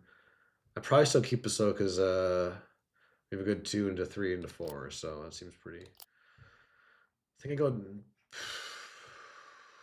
Nemec or Bale's the question. What else does Blue Green Villain have? Like turn 1. So they have 2/4s? They probably have 2/4s, right? I have all the shielded units, right? They have Krennic, I guess, yeah. Yeah. Well, Bale can ping a space unit, though. But I have the Marin follow-up, so I think I'll go with the Nemec. I'm excited to get a lot of use out of my Black Pack Nemec. Oh, look at that shielded unit. Wow. Yeah. Oh, wow. And then if he dies, if he trades in, he dies to the ping. Yeah, he'd be killing me. Yeah, that unit is so good. The Furry Sniper. The Furry Sniper. I think was it Ian who said that on the Rolling Barrage or something? I call it Judy Hobbs. What's it called? I call it Judy Hobbs. Nice, Judy. Yeah. Oh, nice. Yeah. What show is that from again? Is that from like the Tales of the Underworld or something? No clue. I totally forgot. I know it's one of the animated shows. I think. I know a little bit of Star Wars lore, but not the bunnies. I don't know. I don't think I even traded. I didn't watch that episode. Nice. I don't think I trade in. I think I just play the Marin first, and then against Lauren. I think that. Well, I was gonna wait and see what he plays, and I was gonna attack Marin in and kill it with the discard plus ping. Is my thought. So I'll play the Marin first. I think that's generally, at least with Hantu Blue, it obviously not the same for every deck, but I feel like generally speaking, obviously there's no hard fast rules, but like I usually prefer playing my turn 2 unit first before I swing my turn 1 to decide then to see whether I want to swing or claim. This is the age-old question. Because, like, is there a unit... Oh, this guy's good. Is there a unit going to punish your unit? Is it... But now I just tack in, ping kill with the ping, and then spy you wipe his border now, yeah. Yeah. This is where the triple aspect cards, like, it looks like you don't have an aspect. Because, like, if he had a Sentinel there, right, then you're in a problem, right? Right. Oh, yeah, that's a good point. There are no hard and fast, but it's all, like, situational deck and matchup-wise, but... That's something I think I notice myself as a trend I do more often than not. Yeah. Oh, but if you ask an aggro player, a player who favors aggro. Now I probably just claim and clear the board with one swing with Marin. Oh, let's go to the shield. Where's the shield? Yeah, before you, I mean... No, Marin can attack in, discard ping to kill the 1/1. In one action. Oh, just kill both. You're right. Yeah. And then I have the Bix ping. Do I keep the blue ace? I actually don't need the Anakin at this point. We're probably play the Bix and discard blue ace probably. But that way we can hold the blue ace just in case. It does work. Okay, so I see my confusion. Okay. I think I can attack into the 1/1. They only take 1 damage back. So they both happen before the attack happens. See, this is the weird part because like you discard. But now I can't discard for Bix then. That's a little awkward. Yeah. It does work. No, it doesn't work. Okay, yeah, you damage 2 damage to that, and then the Padme. Okay, yeah. These because I was thinking like on attack wouldn't work, but it does work. Yeah. I think it's the bad. Sam said the same thing as his deck is a bunch of weenies and like these 3/1 shielded, like all these things. I don't know if I even need to use the discard here. I'm probably just playing K2 next turn. I don't really need the credit token. If I had a Luke, I would do it. Or a Blade Wing or something. But no. The rare, I guess I can hold. No, I don't need 2 Bixes. Well, now I have the discard. I think you'd rather have the damage for the Marin rather than the credit. Correct. Yeah. So yeah. That's gonna be tough. Like with this deck, that's like Hot Shot Blaster is so sad. Yeah, I know. I love that card. I'm just staring at this Padme, thinking there's something. Like what's missing? Blaster. Yeah. Like what is it missing? Yeah. I probably wait to swing with Bix so I can ping on ground unit and then ambush him with K2 into his leader. Oh yeah, I should probably just swing with Marin. Oh no, I want to wait for the discard. I only want to discard 1 of these, not 2, right? So it's the same decision between Marin and Bix discard. And Marin is so good. Like she was one of my favorite changes I made this set for Hantu was going from 2 to 3 Marin. Okay, yeah. Like her turn 1 against Facing Your Friends just eats it up. With initiative, hers a 2/3 is very safe, right? Because he kills eats 2 4s, can trade up into 3/3s, or Ogdos of the world. Can I interest you in my friend Cyril Karn? Yeah, I love Zero. I played a lot of Dedra Tarkentown the last set previous season. And that deck was fun. You just go, Son of use the ping on turn 2 and 3 into Son of Ferocity into Wrestling Negotiations. I was I'd say about a week off from just bringing Palpable and Tarkentown to Milwaukee. Really? I had a crazy week at work. Oh, Palpable Tarkentown? Yeah. I think I want the credit token over the damn. Oh, no. No, you win next turn so you can play mana the turn afterwards, yeah.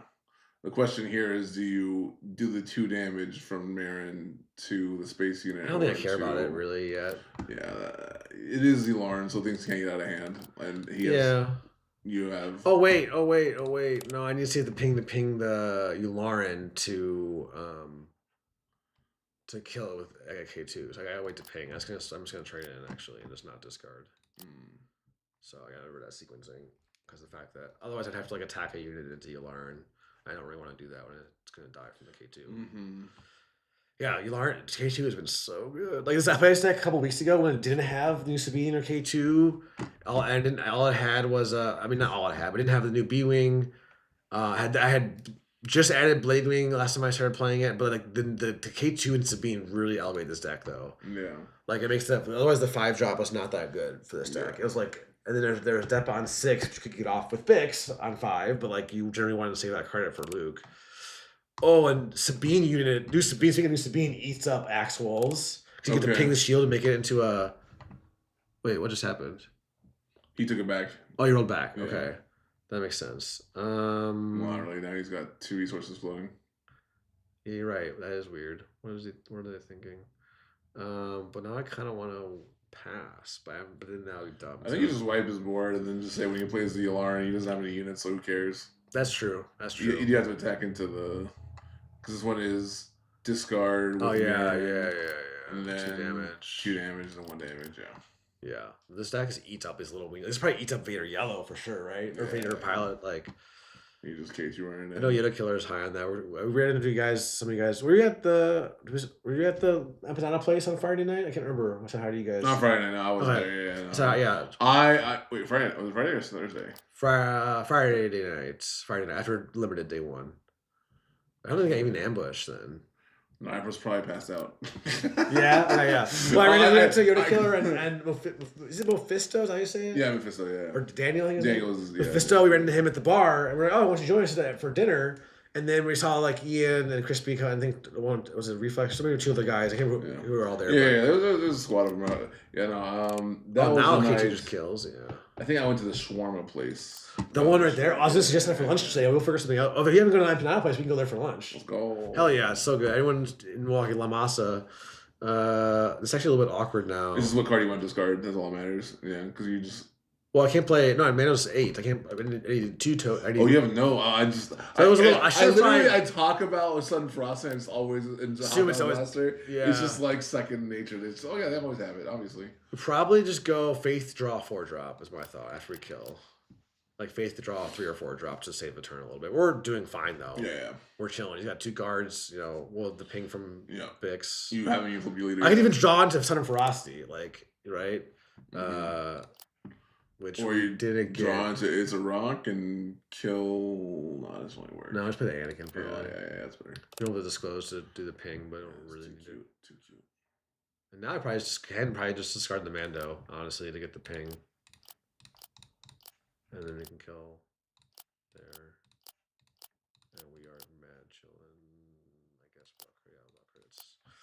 Oh, not a great draw, but we got this one. There's that. What does he have? He doesn't have Super Laser Blast anymore. So yeah, it's interesting how they shifted that. The board wipes now to blue-red villain, and then randomly the blue-yellow one. Blue-red and blue-yellow, exactly. Yeah. Now there's 2 of them. Yeah. So. Plus Hyperfist Disaster, plus Nebula Ignition, so. Right. If he doesn't concede right here, we'll just do the this is the little slight BM.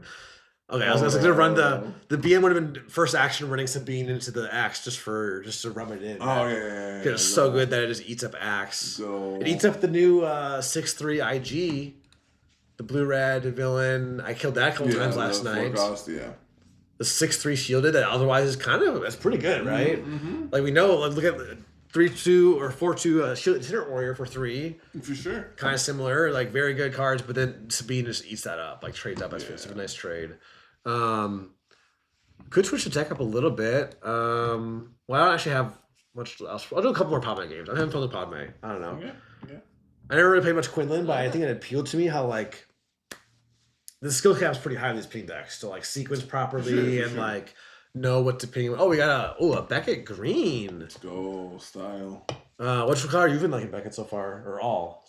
Green? Really? Like a Danival or 30 or Flash? I haven't got that far yet. Or Splash. We've been focused on limited. Up until, really? For 7? Okay. Yeah. Oh no, for 6. Oh, you're saying for today. Now you're starting. The floodgates are gonna open, right? Oh, how's the time with Mare and Palmy work? So you discard. You have to. You do 2 damage before the.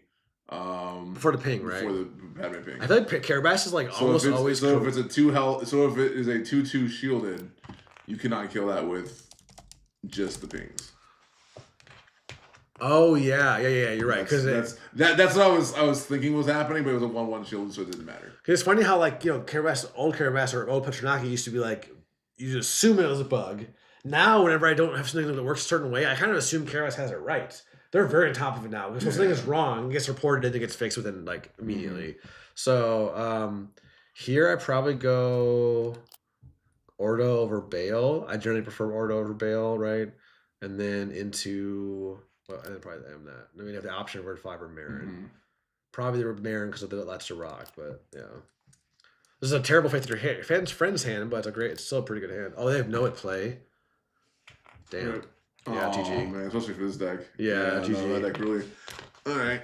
Yeah, next. Let's go next. I probably don't need the BM Gaming strikes again. Yeah, right. Yeah. Bad. No. Everyone watching. Okay, never mind. He lost the plot. He doesn't know what he's doing. Gave me a Galen.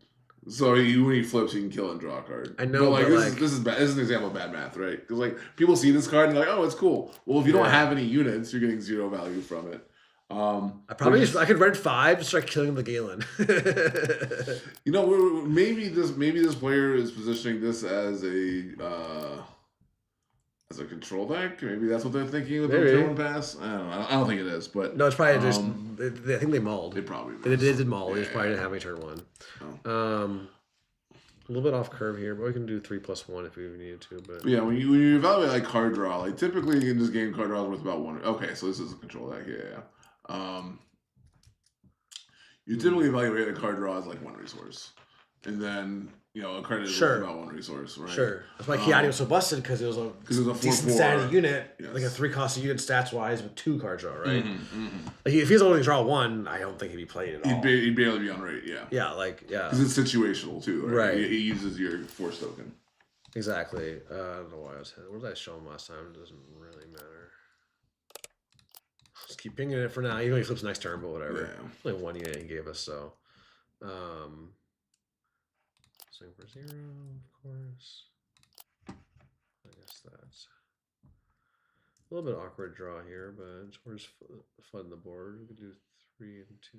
Well, we keep flat to rock, I guess, for the Marin. It's just 2+3, right? The question is, do you think Sabine or Anakin is the...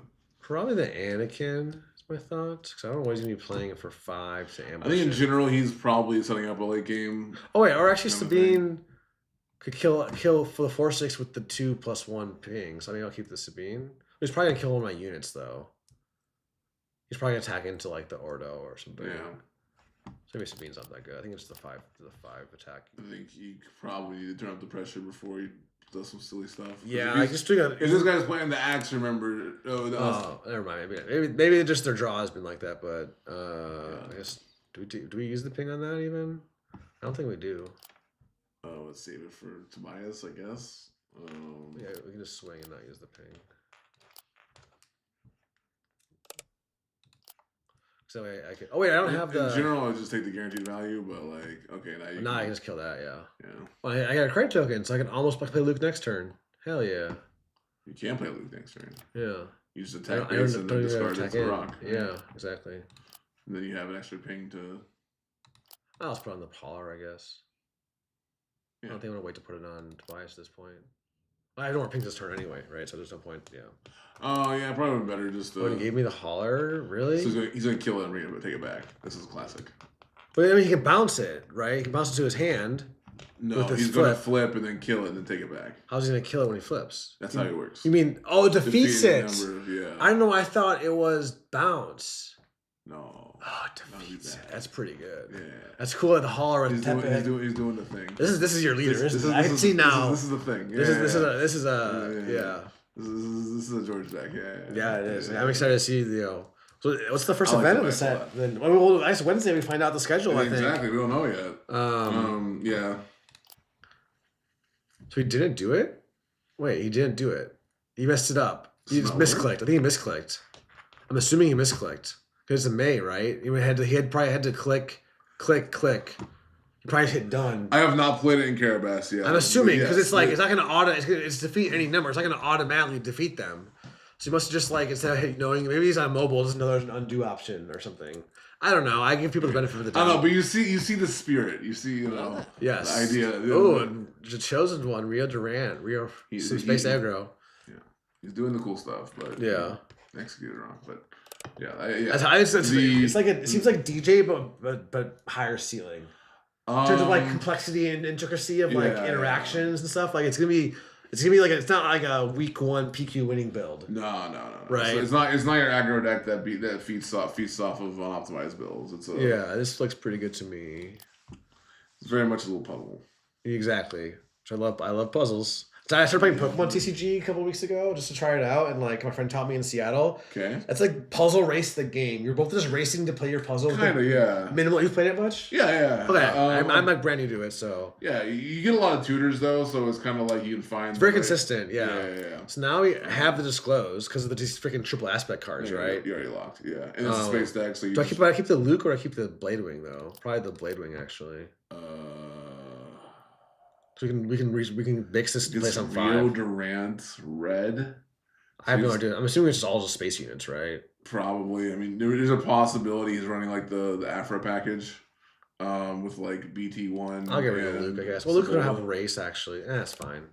Oh, he's running. He's probably gonna have like some. Oh, wow, that's pretty good. Yeah. Well, it doesn't really matter for the spies, but no, he's just gonna trade. He's just gonna trade evenly. And I have. Oh wait, I can. No, Sabine doesn't do it. Sabine just trades, so it's not as good. But probably Beguile is the responsible choice. Yeah, exactly. That's a good way to put it. I won't show the Beguile, I guess, because it's more. Yeah, I did like the other. There's a 2 cost in there. Bail. Yeah. Because everyone getting the 3/2. Yeah. Well, we're fine. Nice. He's gonna trade in. Yeah. Gives it -2. Oh no. Do I just trade in? We see just trade 2 drops. I think you trade in, yeah. We see just trading 2 drops. Oh wait. I gave this one -2. Oh. Oh, does that work? Bad. Gave other spy -2. Oh shit, chat! You're watching real time. A unit -2. Oh, that's pretty good. Now do I ambush? It won't matter. You just play. I don't know. You just play Anakin and then you kill it next turn, right? Yeah, you're right. Yeah, it doesn't really matter. He's not gonna skip his development. Unless he pilots it. Other than Anakin will just kill it. Yeah, no, or you beguile it. Yeah. What does this guy do? Oh, the ambush 4/2 overwhelm. Oh no, that's solid. It's just like what? It's almost like Mono Cohort, right? Well, I thought it was 2/4 raid 2 ambush. It's different. Yeah. It's closer to contracted hunter. You're right. Yeah, with the overwhelm instead of the. But it's like super squishy. It has 2 health, and you can just die at anything. I probably like it better than contracted, right? Because of the overwhelm. Yeah. Because they're both dying either way, pretty much. Basically. Ooh, now we can just play the Faith and ping the 3/1. Might be the move. No, but the Anakin dies. No, I'll probably chill it with the Anakin, because then, otherwise Anakin just dies to the 4/2. That's my thinking. I mean, I like attack Faith with Anakin, and then Faith, and then Karis. I don't need both Beguiles. No, for sure. You can just attack Face. Yeah. I mean, you're going to clear his board with the. I guess you're right, because if he attacks in, then the spies take it. Yeah, you're right. There's no reason to attack in there. Yeah, okay. What the hell does that do? Oh, nice. This is a pod racer deck. Nice. Now this is pod racing. Yeah, this is sick. This is a sick deck. I like this cook. Yeah. Because we now with Sebulba and like his package, we now have like ground vehicles that we can like do stuff with. Right. So we've always assumed pilot decks were in space, but we have to disclose technically with all 4 of these, so we could take the Son of Ferocity and go double sudden. Or no, he's a pilot leader. We want the upgrade hate. Never mind. Yeah, it's odd. It's not much more odd. It's more safe. It's a sensible choice, or whatever you say. Show all 4, but whatever. I feel like you care more about just getting the spies versus having to show your hand, right? I mean, as someone who's played Faith, this is my 2nd day playing with Faith. I played with Johnny L's list right after he won the sector on stream. And I actually was like last night. I was like, what? There's like the Marvel What If series. My what if is like, what if I had played Han 1 yellow all set instead of Han 2 blue? I played it in set 3 online. What if you were a Cabal member? Because I've been like, you know the meme of Javert in the window looking in. Oh yeah, that's what me as a Cabal member. I'm a Cabal lurker. Put it that way. Lurker. Okay. Yeah, not a full member, just a Cabal lurker, right. a long time lurker. Yeah. Can play that until the DJ band. Were you even around during the origin of that meme, like during set 3? A little bit. Well, I took a break from the game from September to like February. I was actually in rehab. Most people know this, but basing life experience and proper mental health choice. Yeah. But I had to like miss the first sets 2 and 3 PQs. Okay. So I was like, I literally was gonna travel to sets 2 PQs, but then like I had to be like, mental health is more important, obviously. Yeah. So this actually might be. I don't know. This is a flip turn. So I didn't. So the point is though, I didn't play any PQs until set 5. This is a true decision. Hold up. What did he do? Nimic kill the 4/4. I think he just traded with your Anakin. Okay. Anakin. I guess Nimic kills the 4/4. Yeah. Well, because this is the flip turn. So the question is, do you bait him right into flipping onto the 4/4? Because you can Karis and kill it, or you can try and trap him with like. I think I just go and base him with the spy. Okay. And then and then try to get bait him to flip, and then just kind of good point. So I was this year. The question was about the origin of the Cabal thing. So I was kind of there. I was like lurking. I was able to play. I only played. Oh my god, he's got a Ferocity. Okay, maybe I should have killed it. Well, I can. Well, no, because now you just kill the Rio Durant and then you kill it with. And I can beguile it. Oh no, it still has 4 health. Duh, Son of Ferocity doesn't give it health. Yeah. I only have 1 red card there. Oh no, wait! I don't have a hero card. Oh, but I can just play it out. All part of the plan. That's fine. Saved. Yeah. So basically, what started like Gen Con. Remember Gen Con? First Gen Con, Trey Yamaguchi won with Holland Yellow, and it kind of blew up from there. Yeah, so that was the thing. It was kind of cool seeing him then do so well with Holland Yellow. In the last event with Hamlin. For sure. No, it was a great story for the Cabal because like the original like. Okay, he needs pets. But the origins of that was Mono Han during the set 2 days, it was like, oh yeah, some people play this deck, and when they play this deck, they do really really well. It's like a secret. This is poor man. Yeah. Yeah. There's a very small group of people that play with this. Like this is not like tier list from like ATD or whatever we're talking about. Yeah. It's a very powerful deck, but like not a lot of people play it. It's like a small cabal of people. Yes. Oh, that's how it started. Okay.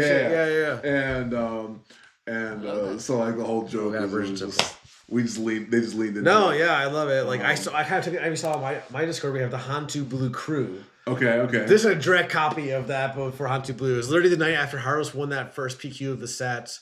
In Minnesota, like right after Christmas, nice. With Hantu Blue, I was like, you know what? That's kind of our thing for our new server is the Hantu Blue community. So we like did that, and you find it like it's very organic how that kind of stuff. We can kill Consular turn 1 with it. We have initiative, so you can either stop it with your Faith in Your Friends without initiative or Lordo with initiative. You can stop the Consular combo. You don't. Oh yeah.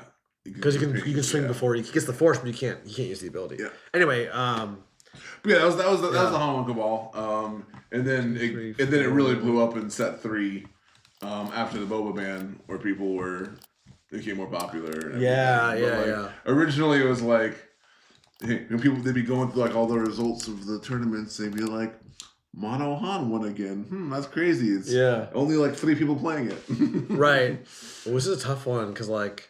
I want to keep all of these because like I've got Red 5 this turn into Bix. Well, it's K2 that you're of, right? Because if you're doing the Bix line, if you're doing Bix into Luke, you're not doing K2. Well, Bix, no, but that's 2 turns off though to get the Luke, so that's why I almost want to keep. No, if you Bix, you discard and then you attack and then you have 7.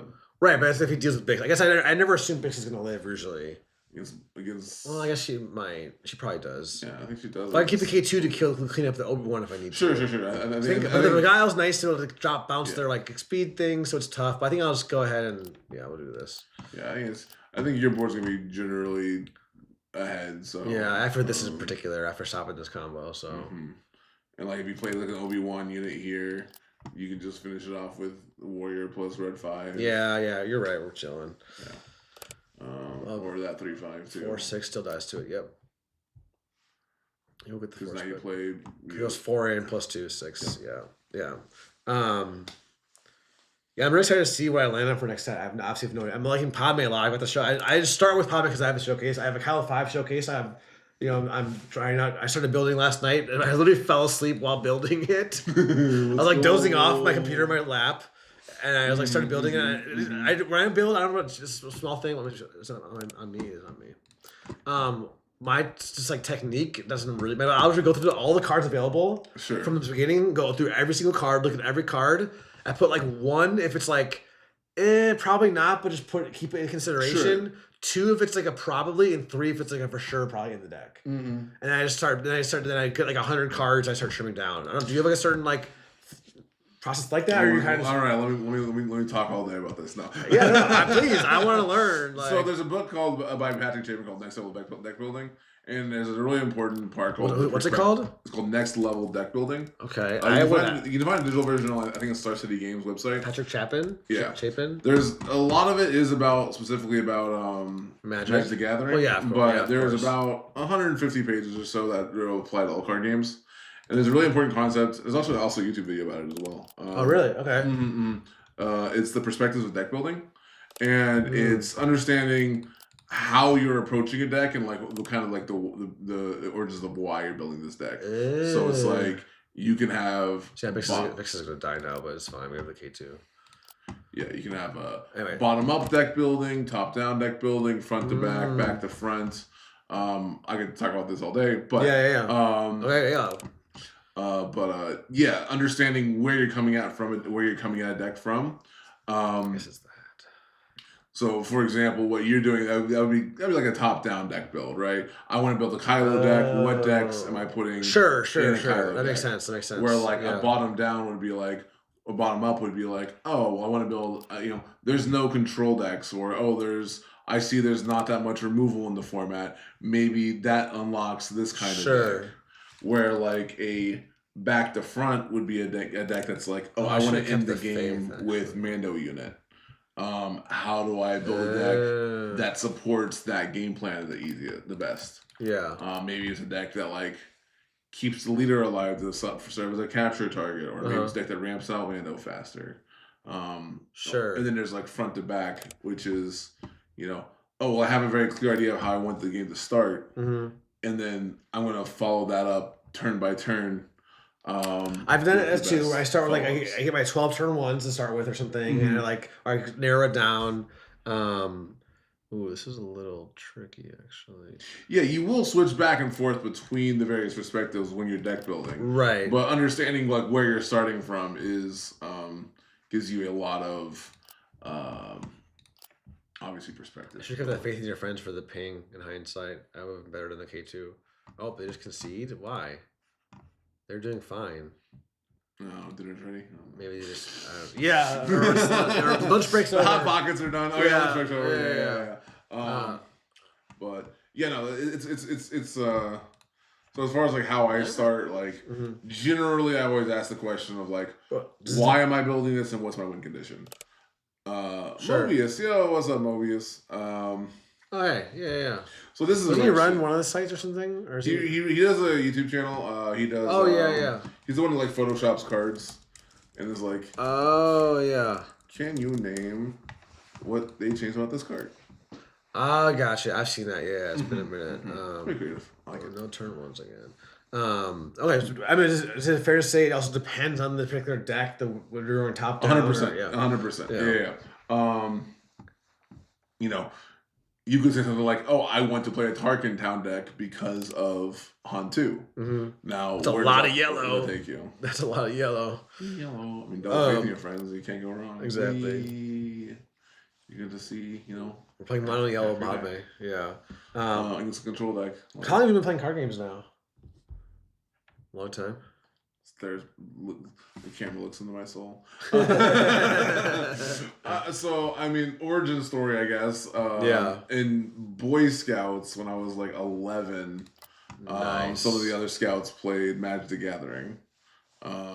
So probably take this. It's probably rock. Yeah, I don't know if it's as much as this matchup. The other thing would be like Bale, just to have more bodies. But like, I think you're fine on that. I think he's probably just going to be a control deck. But so I got the bigs. Yeah. Hopefully he doesn't play Shield Carney or sad, but. Oh yeah. Yeah, mildly sad, but it's fine. So I played Magic the Gathering and Boy Scouts. They taught me that. And then that was, I guess that was 22 years ago. Nice. And then. How old are you? You know what I'm saying? 33. I'm 32. Yeah, basically, same generation. So played Magic.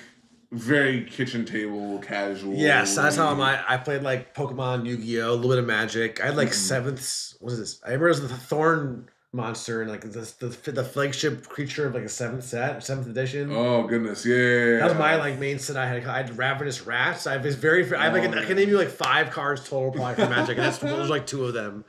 I remember Vizardrix was like a 6/6 for 7 in blue, and that was like, we get a strong creature in blue, yay!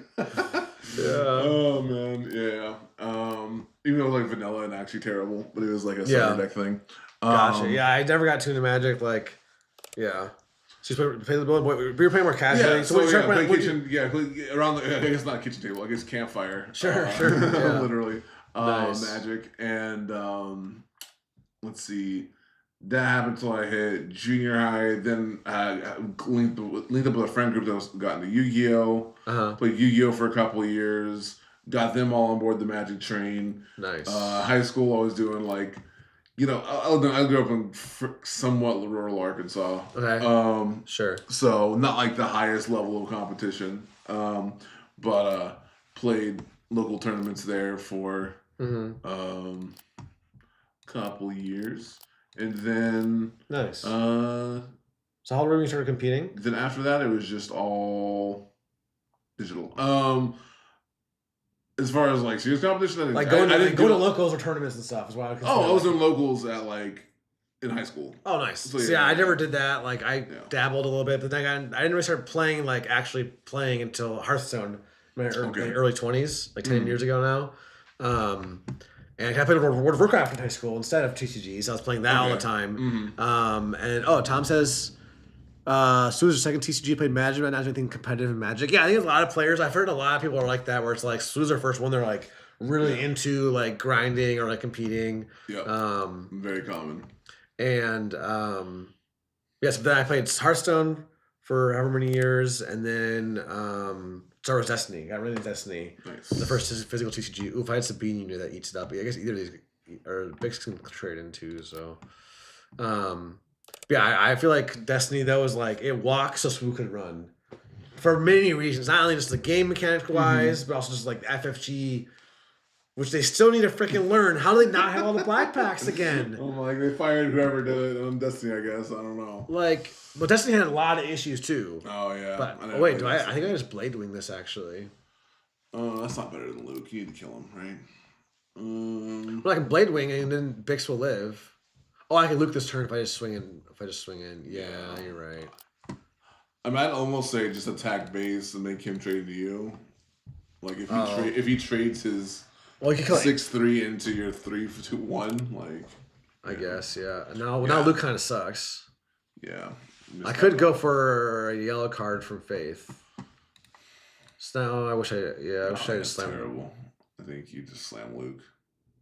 I guess you're right. I guess you're right. There's no power dark side anymore. You're right. Yeah, and just not flipping for 2 turns. So I will not do 2/5 damage to Luke. Thank you. Still 9/7 on 5. So what am I complaining about? Yeah, power doesn't exist. Yeah. I mean, there's no glory and stuff. Oh, nice. Okay. That's a nice draw. What could you have? Well, that does exist now, though. That's a pretty good card. If you do heal it's Vigilance. Oh, it's Vigilance, yeah. Yeah, it's basically Vigilance. Yeah. Do I just double sided here now? Because Vader would have to like trade in to Padme. Or Faith plus Sudden. No, probably just Faith plus Sudden. I get the card draw. Oh no, I can't get Disclose off though. So probably just double Sudden here. Yeah, I like that. Yeah, if I could get the Disclose, I'd probably go for the Faith to like build the board because the Spy plus the 6 would finish off the Vader. You discarded Array. Yeah, that's fine. Now next turn maybe I can get Faith off. We'll see. That might force him to like his win condition might just be Vader. But oh wait, do I have resource here now? Probably not. I can get the Disclose off if I get a hero card. I doubt Blade Wings do anything for you. Yeah. But resourcing is not gonna. Yeah, 7's not gonna. I think I want the faith. They give the card draw.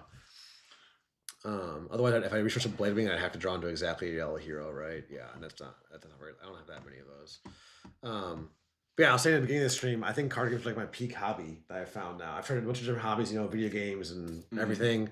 They just did that to Brian. I'll take my 9 to base. Sure. We get like the social aspect I really love, meeting people, playing as real people. I played, playing digital card games. I played normal Snap as well for a bit. Okay, nice, yeah. I was grinding that, and I got into chess between. I mentioned that earlier. I got into chess between games. I guess we just faith now. So get it. Yeah, I played a ton of digital card games as well. I think it's gotta be Luke then. Force now removal. Definitely don't want the other ones. Yeah, we have to show the Luke, right? Yeah, we don't have to show the second Blade Wing. It's a little awkward though. Actually, what else were my choices? I played a ton of Hearthstone. Oh, you did? Nice. I played. I think it doesn't remain Hearthstone, right? Legends of Runeterra. Oh, nice. Yeah. Flesh and Blood was my big return to actually going to card game circuits and. Oh really? Okay. And going to nationals and that sort of stuff. So yeah. Oh, he discarded. What is he doing? He's discarding his hand, trading the Padme. To kill a spy. He's discarded 2 cards to kill a spy. Yeah, I'll do that. Interesting. So my hand. This isn't a great follow up, but we have good answers. Yeah. Because now he's gonna play something big, or Matt. We just Blade Wing that, I guess. Oh wait, no, we can't K2 it. Well, we can Blade Wing. We probably need 2 Blade Wings. Yeah, I think you just attack with the spy and let him do his thing. I've had no damage on base. You're right. I think we just. I think that Bail Organa ping the shield, I guess. I don't really want to discard though. Yeah. I don't like that. Yeah. So make him make the move. Because if he swings in to kill something, pop a shield, then Luke will kill that, or he'll have to take damage from Luke. Else he just loses. So Luke is good. Yeah, I feel like it feels like I didn't play that much. Oh, Diaz is in the chat. Hey, Diaz, yeah, good to see ya. Especially on Thursday night. I know you guys were busy grinding draft on Thursday night, but we had a great time in the Thursday Market Hall. Now it's a little bit tough actually. Now I almost want a Blade Wing. Well, that just dies. We're not gonna trade the Blade Wing. He might be forced to trade the 9/6 into the 3/3. I think we go. I don't think I Luke. What do you think? Well, Luke doesn't die at 6/3. So. Oh no, yeah, we do Luke because if he takes the 5, I just put it there and then ping kills it next turn. Yeah. Never. When quite. Just like with Luke 7, when in doubt, just slam to Luke. So. And it's just 9 damage, right? Yeah, and it's almost lethal. Do you think this deck needs pump the +2 or even the freaking Miniature Battle Hoth 2 cost +2? Oh, jeez. That what reach looks like in set 7 is a very fundamental question. We're outside of negotiations, right? We're going back and forth on yeah. The 2 cost +2. Our creatures now back because the Pounce are. Oh wait, he has the ping. He has the discard. I forgot about that. It's fine. Oh. Well, I can still just hopefully Faith Disclose to kill them. So we just trade our big things and then. Ooh, or do we Mando? No, it's almost dead. We save the Mando to capture. Yeah. Well, can we resource this? Is the question.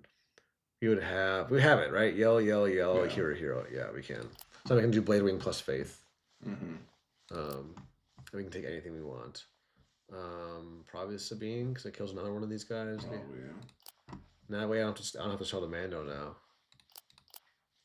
Right. All right, second show. I like it. Yeah. I love Disclose. This has been awesome. Both Plot and Disclose have been awesome. Yeah, Challenge was one of my favorite card designs from the beginning of the game. Oh yeah. So, yeah, I can see that. Yeah. That was a little Disclose before Disclose was cool. Yeah, exactly. And then how Sabine, some Soar was hidden before hidden was a thing. Yeah. Yeah, I'm really liking Padme. I have to be careful though. I don't want to get too specialized in one deck so early. Yeah. Make sure my plan is that every day, if you were watching, I'm probably gonna stream at least 1, if not 2 different decks a day moving forward. Tomorrow, maybe I'll probably build maybe some of the Jin Red again to do a pass on that. I'm intimidated to build these splash bases just because there's just so many options, right? It's a fun rabbit hole. Oh, for sure. I guess no intimidation. I Blade Wing that because if he replays it, then Sabine kills it. Sure. That's the thought. Yeah, it makes it so you can't play an actual bomb, or if you play an actual bomb, it's Bladewing has been so good. Like it makes sense. I mean, Casino Bouncer was one of the best cards for how long, and then Unseen Hero. Yeah, he scored Ray. Oh, that's right. And this definitely was my Anakin deck. Dang, this is a little tough. I guess I attack the spy in there, and then Commando. No, the deck base will play the. I don't have anything to reveal. All right, I'll just do it for you. Cool. I'm gonna say the 6/3. You just attack the base of Mando, right? Wait, say again. You just attack base and then play Mando on the. You're right. And then capture the. Yeah, you're right. Because you kill the 3/3 and then you capture the 5/7. Yep, and I have no reason to keep this guy at this point. Might as well keep researching higher so we can go like Mando into. Oh, it's a red card. If it was a yellow card, I might hold on to it just for. Yeah, this deck would love Hotshot Blaster. Like, yeah, I think all of us would. Yeah, right. I won't miss it though. I might do a little video of like cards I will miss and won't miss. And the won't miss cards is like Hantu's on the top left 5, but also like Power, Hotshot Blaster, Surprise Strike. Hotshot Blaster was. I'll miss it because it was a good smuggle card. I miss smuggle. I love smuggle. Probably my favorite mechanic they've done. Yeah. The smuggle. Which maybe what was this guy do again? Oh yeah, Wind played. And it's just a 6/5 shielded. Well, we get to swing to base and force him to attack. I have to kill my spy, I guess. Yep. Then we have another Mando. Yeah, it's interesting. So as do you know the lore behind Blue Vader? Were you playing that? You built that, right? Back in the set 2, like the heart control. That was back when everyone was like dooming about. We can do Hayden plus Set of Ferocity for like a surprise 8, maybe. If I didn't have Mando. Sorry, go on though. I'll cut you off. No, you're good. So back when the game first launched, it was just bo. It was unbeatable, unstoppable. Like it's the best deck. Game's ruined. Whatever. It's all solved. You run into a top 8 and it's just 8 bobas. Well, as a competitive player, I'm like, oh, that's just a puzzle to solve. All right. Right. Easy. Right. Like easy target. Yep. Got in the kitchen, cooked that up, and then just took that to run over the Orlando 5K, which is like the first big tournament of the game. I remember that. Yeah, I remember think about that. Kind of like the biggest. Yeah, I was following along with that. That's when I first heard about you. Yeah, that was awesome, man. The biggest innovation of that deck was in set 1, all of the leaders got their value on attack. So like a static leader that didn't attack. The only exception was Palpatine, but like back then, like every single leader, like if they got entrenched, the claim hidden so good. It was basically a rival's fall. Gotcha. Yeah. So once that kind of came clear, it was kind of like, okay, entrench, get rid of their leader. How you get rid of the leader later on? Super Laser Blast. Oh, you can have the blast right now too. You get a single reactor. Oh, he could die from single reactor ignition. He takes 2 damage. GG. I am from here, actually. You're like, I went down the street. Yeah. We're about 1 block away from the. Yeah, literally, it's like, yeah. Nice deck. I want to try on new Vader showcases. Have you seen the Vader showcase? Oh yeah. Oh, I'm gonna be forcing Vader. Everyone knows. I've been telling my team. I'm like, sorry, I'm gonna be super annoying. I'm just gonna play Vader for a month. But he's probably not gonna be good, as my gut tells me. I mean, he's gonna be amazing. I'm gonna make him amazing. Okay. Yeah. No, but in all seriousness, like all the red, the red, just needs the support. The red package. I think he's done a decent amount of support, right? Like the red cards in this set have a very clear theme, and I think he plays into it quite well. How you synergize that with the rest of your deck and strategy, and what your deck is actually doing is like this. I think people are going to Blue Vader because it looks like.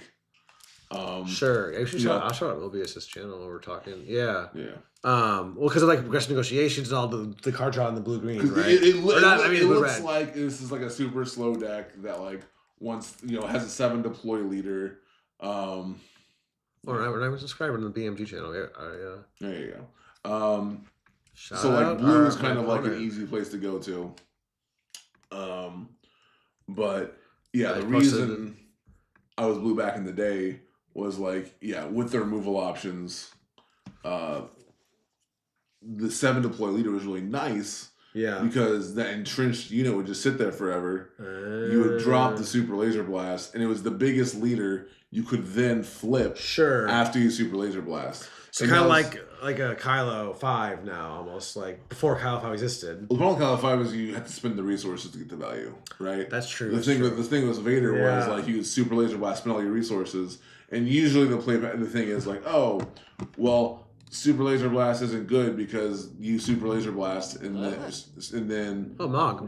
You just got all the content creators. Yeah. Super laser blast isn't good because they just refill the board, right? They smuggle their Cassians, they play their Kellorans or whatever, you're in the same situation. Well, Vader solved that problem because you could flip this guy who comes in for 7 damage. Right, that's pretty good. Yeah, yeah. What's up, OBS? Yeah, GG. That was we're talking about Vader now because George, the whole we could talk about Vader. I don't know. I also won the Vader showcase at Richmond. Did you? Yeah. Nice. Yeah. So when they first announced. Before the Worlds one. Yes, before the Worlds one. Yeah. I actually play. It's just a hand I keep. I think. Yeah, I've got 2-drop in the Bix. They could run. I guess Fallen Saber's not a thing anymore, but they constructed and Maul Saber. Maul Saber exists. Yeah, I don't need the 2 bales. It also removes. I don't have a 2-drop though. I'm not playing 2 bales in a row. I have to just slam the Constable. We'll see. Maybe I should have mauled, but.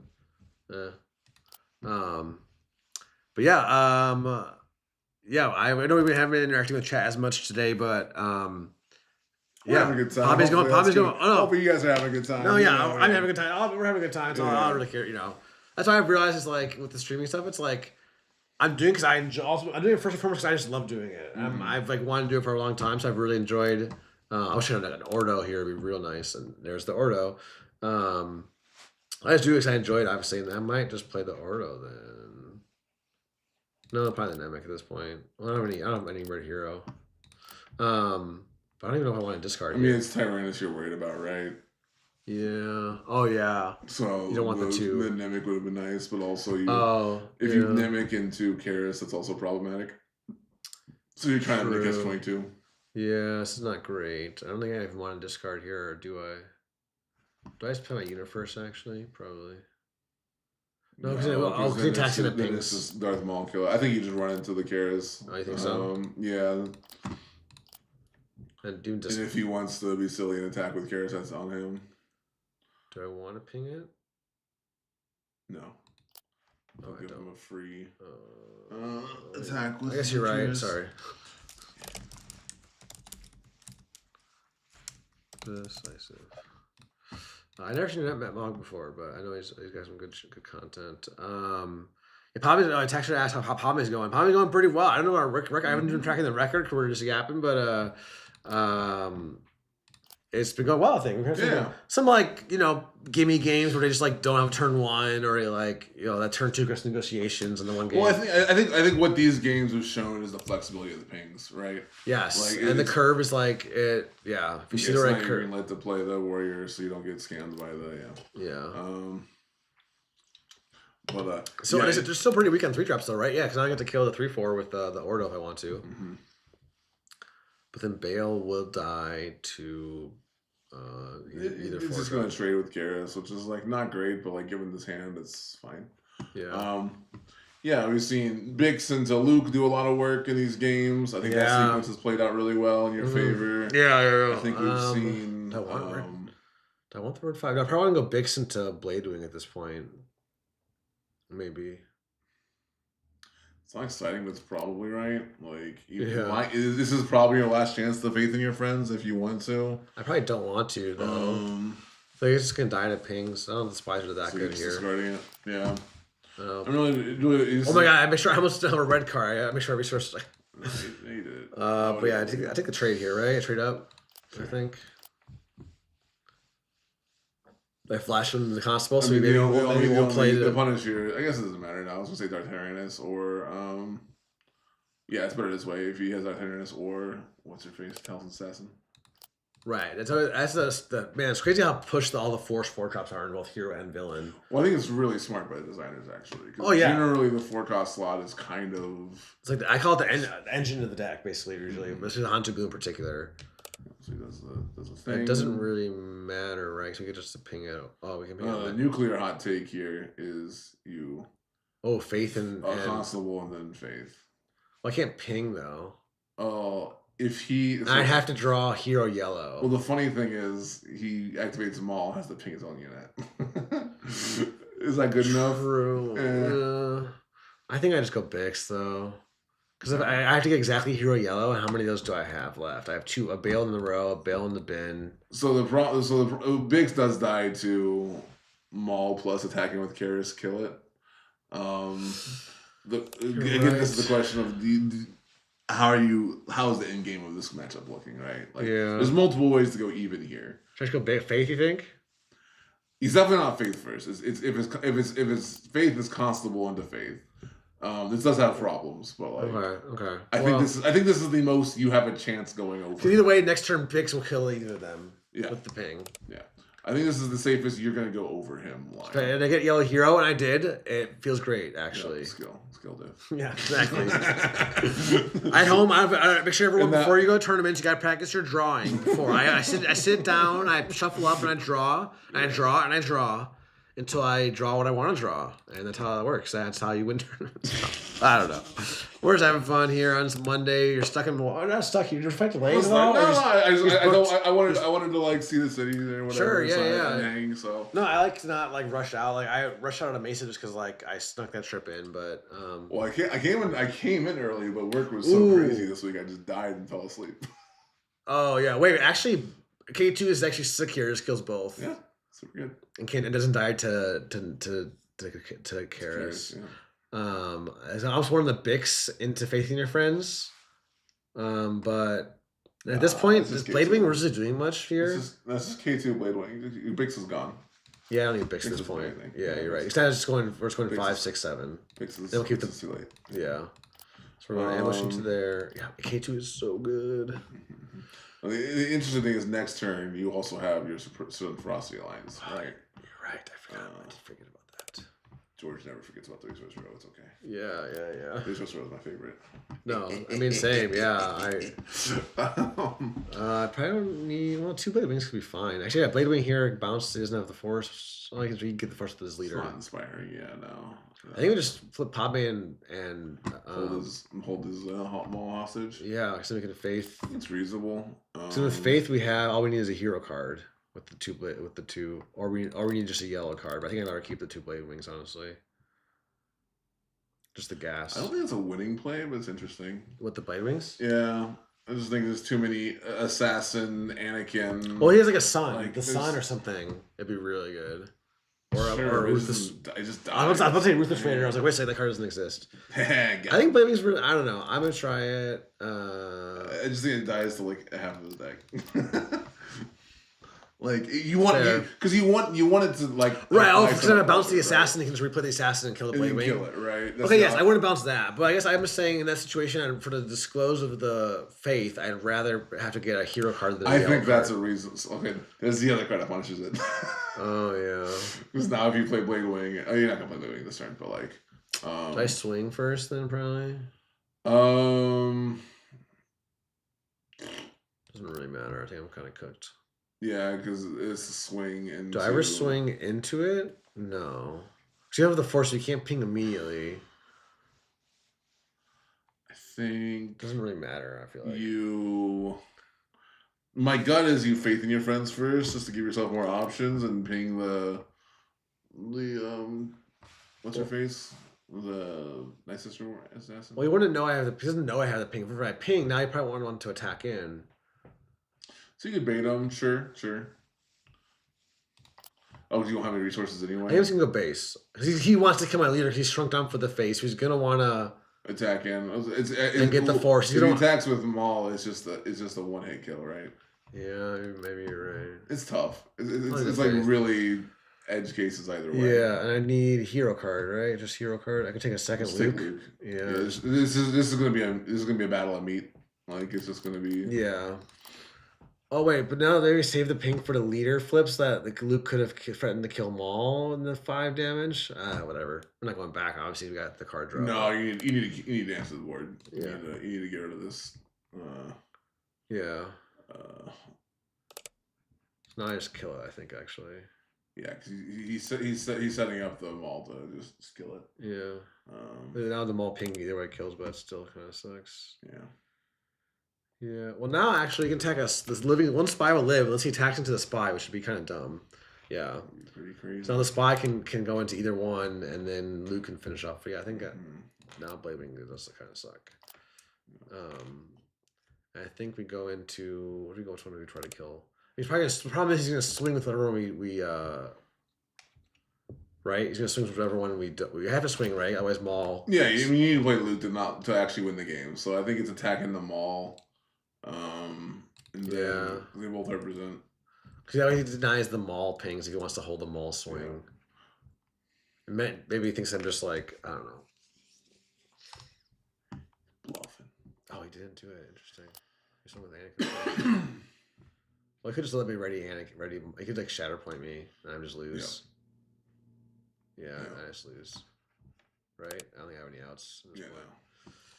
GG. Clean. Should I ask for best of 3? No. That's okay. We're at 150. He's left too. I'll do like one more, and we'll call it. We won't end on a loss to Mog TCG, but we'll go another Vader. I think easy. I think I've seen this name around. Okay. I think they're a solid player. I struggle to remember those usernames. Do you have any fun? You know if it's a reveal. Do you have any fun like alt accounts you use? Oh yeah. Yeah. I'm a spy, of course. Yeah, of course. yeah. My mild hint is I usually go with a Marvel theme. So, nice. Yeah. So if you see a Marvel theme today, maybe it might be George the Hulk on the other side. Nice. I might maul for like I don't have my ideal turn 1. I don't have a turn 2. I think I maul. If I did like 2 drops and you guys to rock, then maybe I would keep it. But I feel like I need a maul there. Now I have at least now I have a better turn 2. No, I have a turn 2 at least. Is mana to I say it's Blade Wing. You don't keep mana in your hand for this many turns, right? Like, yeah, I mean, I'm so Han 2 pilled. Yeah, like my brain is like, oh yeah, I can play it on 7. Taxer says he was playing some while rocking the baby last night. With all the discard. Well, that's where faith really carries. Like I wasn't on faith initially. I didn't know. I figured the ratio wasn't there, but with all the triple aspect cards now, it definitely pushes it in our favor. Do I keep the Blade Wing though? No, I'll keep it because I haven't found I often will do like 2, 3 into double 2 drop in this deck. Yeah. I think I like the Nemec to kill the 2 force units and deny the force for sure. Just like that. Maybe we draw into a better 3 drop. We wrote it up. I mean, you into the better 3 drop too. I think we show the Marin so that way if it has like a 2/2 shielded, like a secretive sage, he doesn't walk into our, or he might walk into our Sabine. Oh, it's just right here. You just showed. I feel right here. I was thinking of Ordo. That's why. Yeah, I was just like. Yeah. So wait a second. Don't fill that. Let's close. It's just the Marin probably. That's the weakness of the villain force decks. I feel like it's been the 3 drops. Right, like they're good. I mean, there's some like you have like Shinhati, which is good math. Like Thousand Yellow having to run. Shinhati is the like insane one. Yes. The drop off is not that. Yeah. Like Darth Trey compared to Shinhati, you know, is like I guess okay. You can maybe get the ping twice 1,000, but like not really. Yeah, no, 3 drops is generally a removal turn or upgrade turn. Right. Oh, we got the Hoth Lieutenant. Nice for the reach there. I guess we just go red 5. I say you took the tech from Crispy. I was kidding now, but he was on Hoth Lieutenant in his Kylo 2. Do I attack into the 3? Play red 5, attack into the 3/4, so I kill whichever one doesn't swing with, or do I just take the kill? I mean, you have an ambush K2 next turn. Yeah, I want the damage on him. So yeah, and then it's generally the more flexible. I finally have a great red 5 deck for me to play because I guess I said earlier I want to play with my Prestige foils red 5s because one of my favorite procedures they've made. For sure. Red 5, what a terrible card. Who would find a deck for that? Oh, jeez. Right. Maybe give us some more stats or maybe a stronger effect. Maybe then it'll be balanced. You're right. No, I tried it in Hantu Blues. The context is missing is I tried it a lot in Hantu Blue, but just never really loved it. Okay. Outside of Grogu in the red 5, you don't have the pingers. to like keep it, to turn it on. I guess in the mirror it's great, but like, I guess I don't need double faith. Actually, maybe I do want double faith. I think you do keep double faith. You would a flip turn, yeah. Yeah. Do you have one Sun Ferocity, or wait, did you? No, I don't. That's not a different game. Well, this way I have either K2 into Blade Wing or K2 into like double faith plus or faith plus whatever I draw or double faith. I think I don't need the Sabine at this point. Yeah, I like that. And then do I just use the K2 here, or do I use the Red 5? Like, I don't like. Probably the K2. I think it's just K2 because like there's a couple of reasons, right? Like this is preserving your life total, which isn't worth a whole lot in this matchup, but oh, that's a little unfortunate. But we probably just take initiative and bounce that to deny the force. Denying the force going into 6 resources. Does that actually wait? Does he double proc Anakin? He does. Actually, that'd be pretty bad. Yeah. Never mind. I should have swung, but I didn't. Yeah. Well, I could have drawn another K2. No, I would have done. No, what ambusher could I have drawn? That's right. I have Depa on the side currently. I think Depa is obviously still really good. Just maybe I fit some Depas though.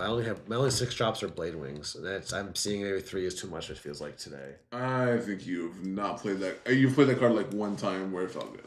Yeah, I think we caught a Blade Wing. Maybe I put the 3rd Mando in instead of the 3rd Blade Wing.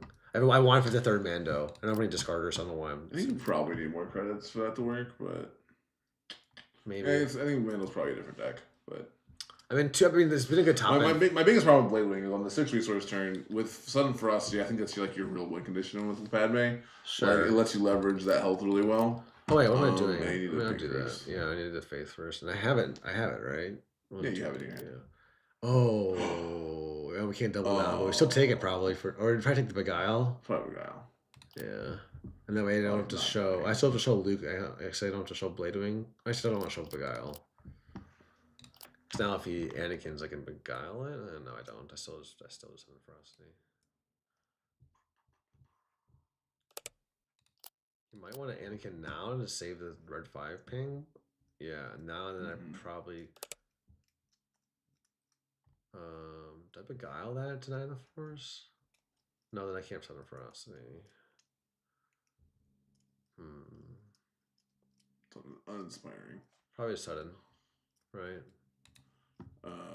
Just try or faith into a 2-drop. Clock. Or faith into a 2-drop. But I have to draw a 2-drop, so that's not probably not that one. I can flip it and get our ping. I'll just do this sudden, I think. Because I have Luke next turn to maybe clean up the board. Wait, what? What did happen? I don't have one? Wait. Oh, it was just the one that you saw off the Faith and Friends and put to the bottom. That was the only faith. I thought I had one already. Why didn't I take it then? Oh, sorry. Whatever. Okay. Well, we're not doing that plan anymore then.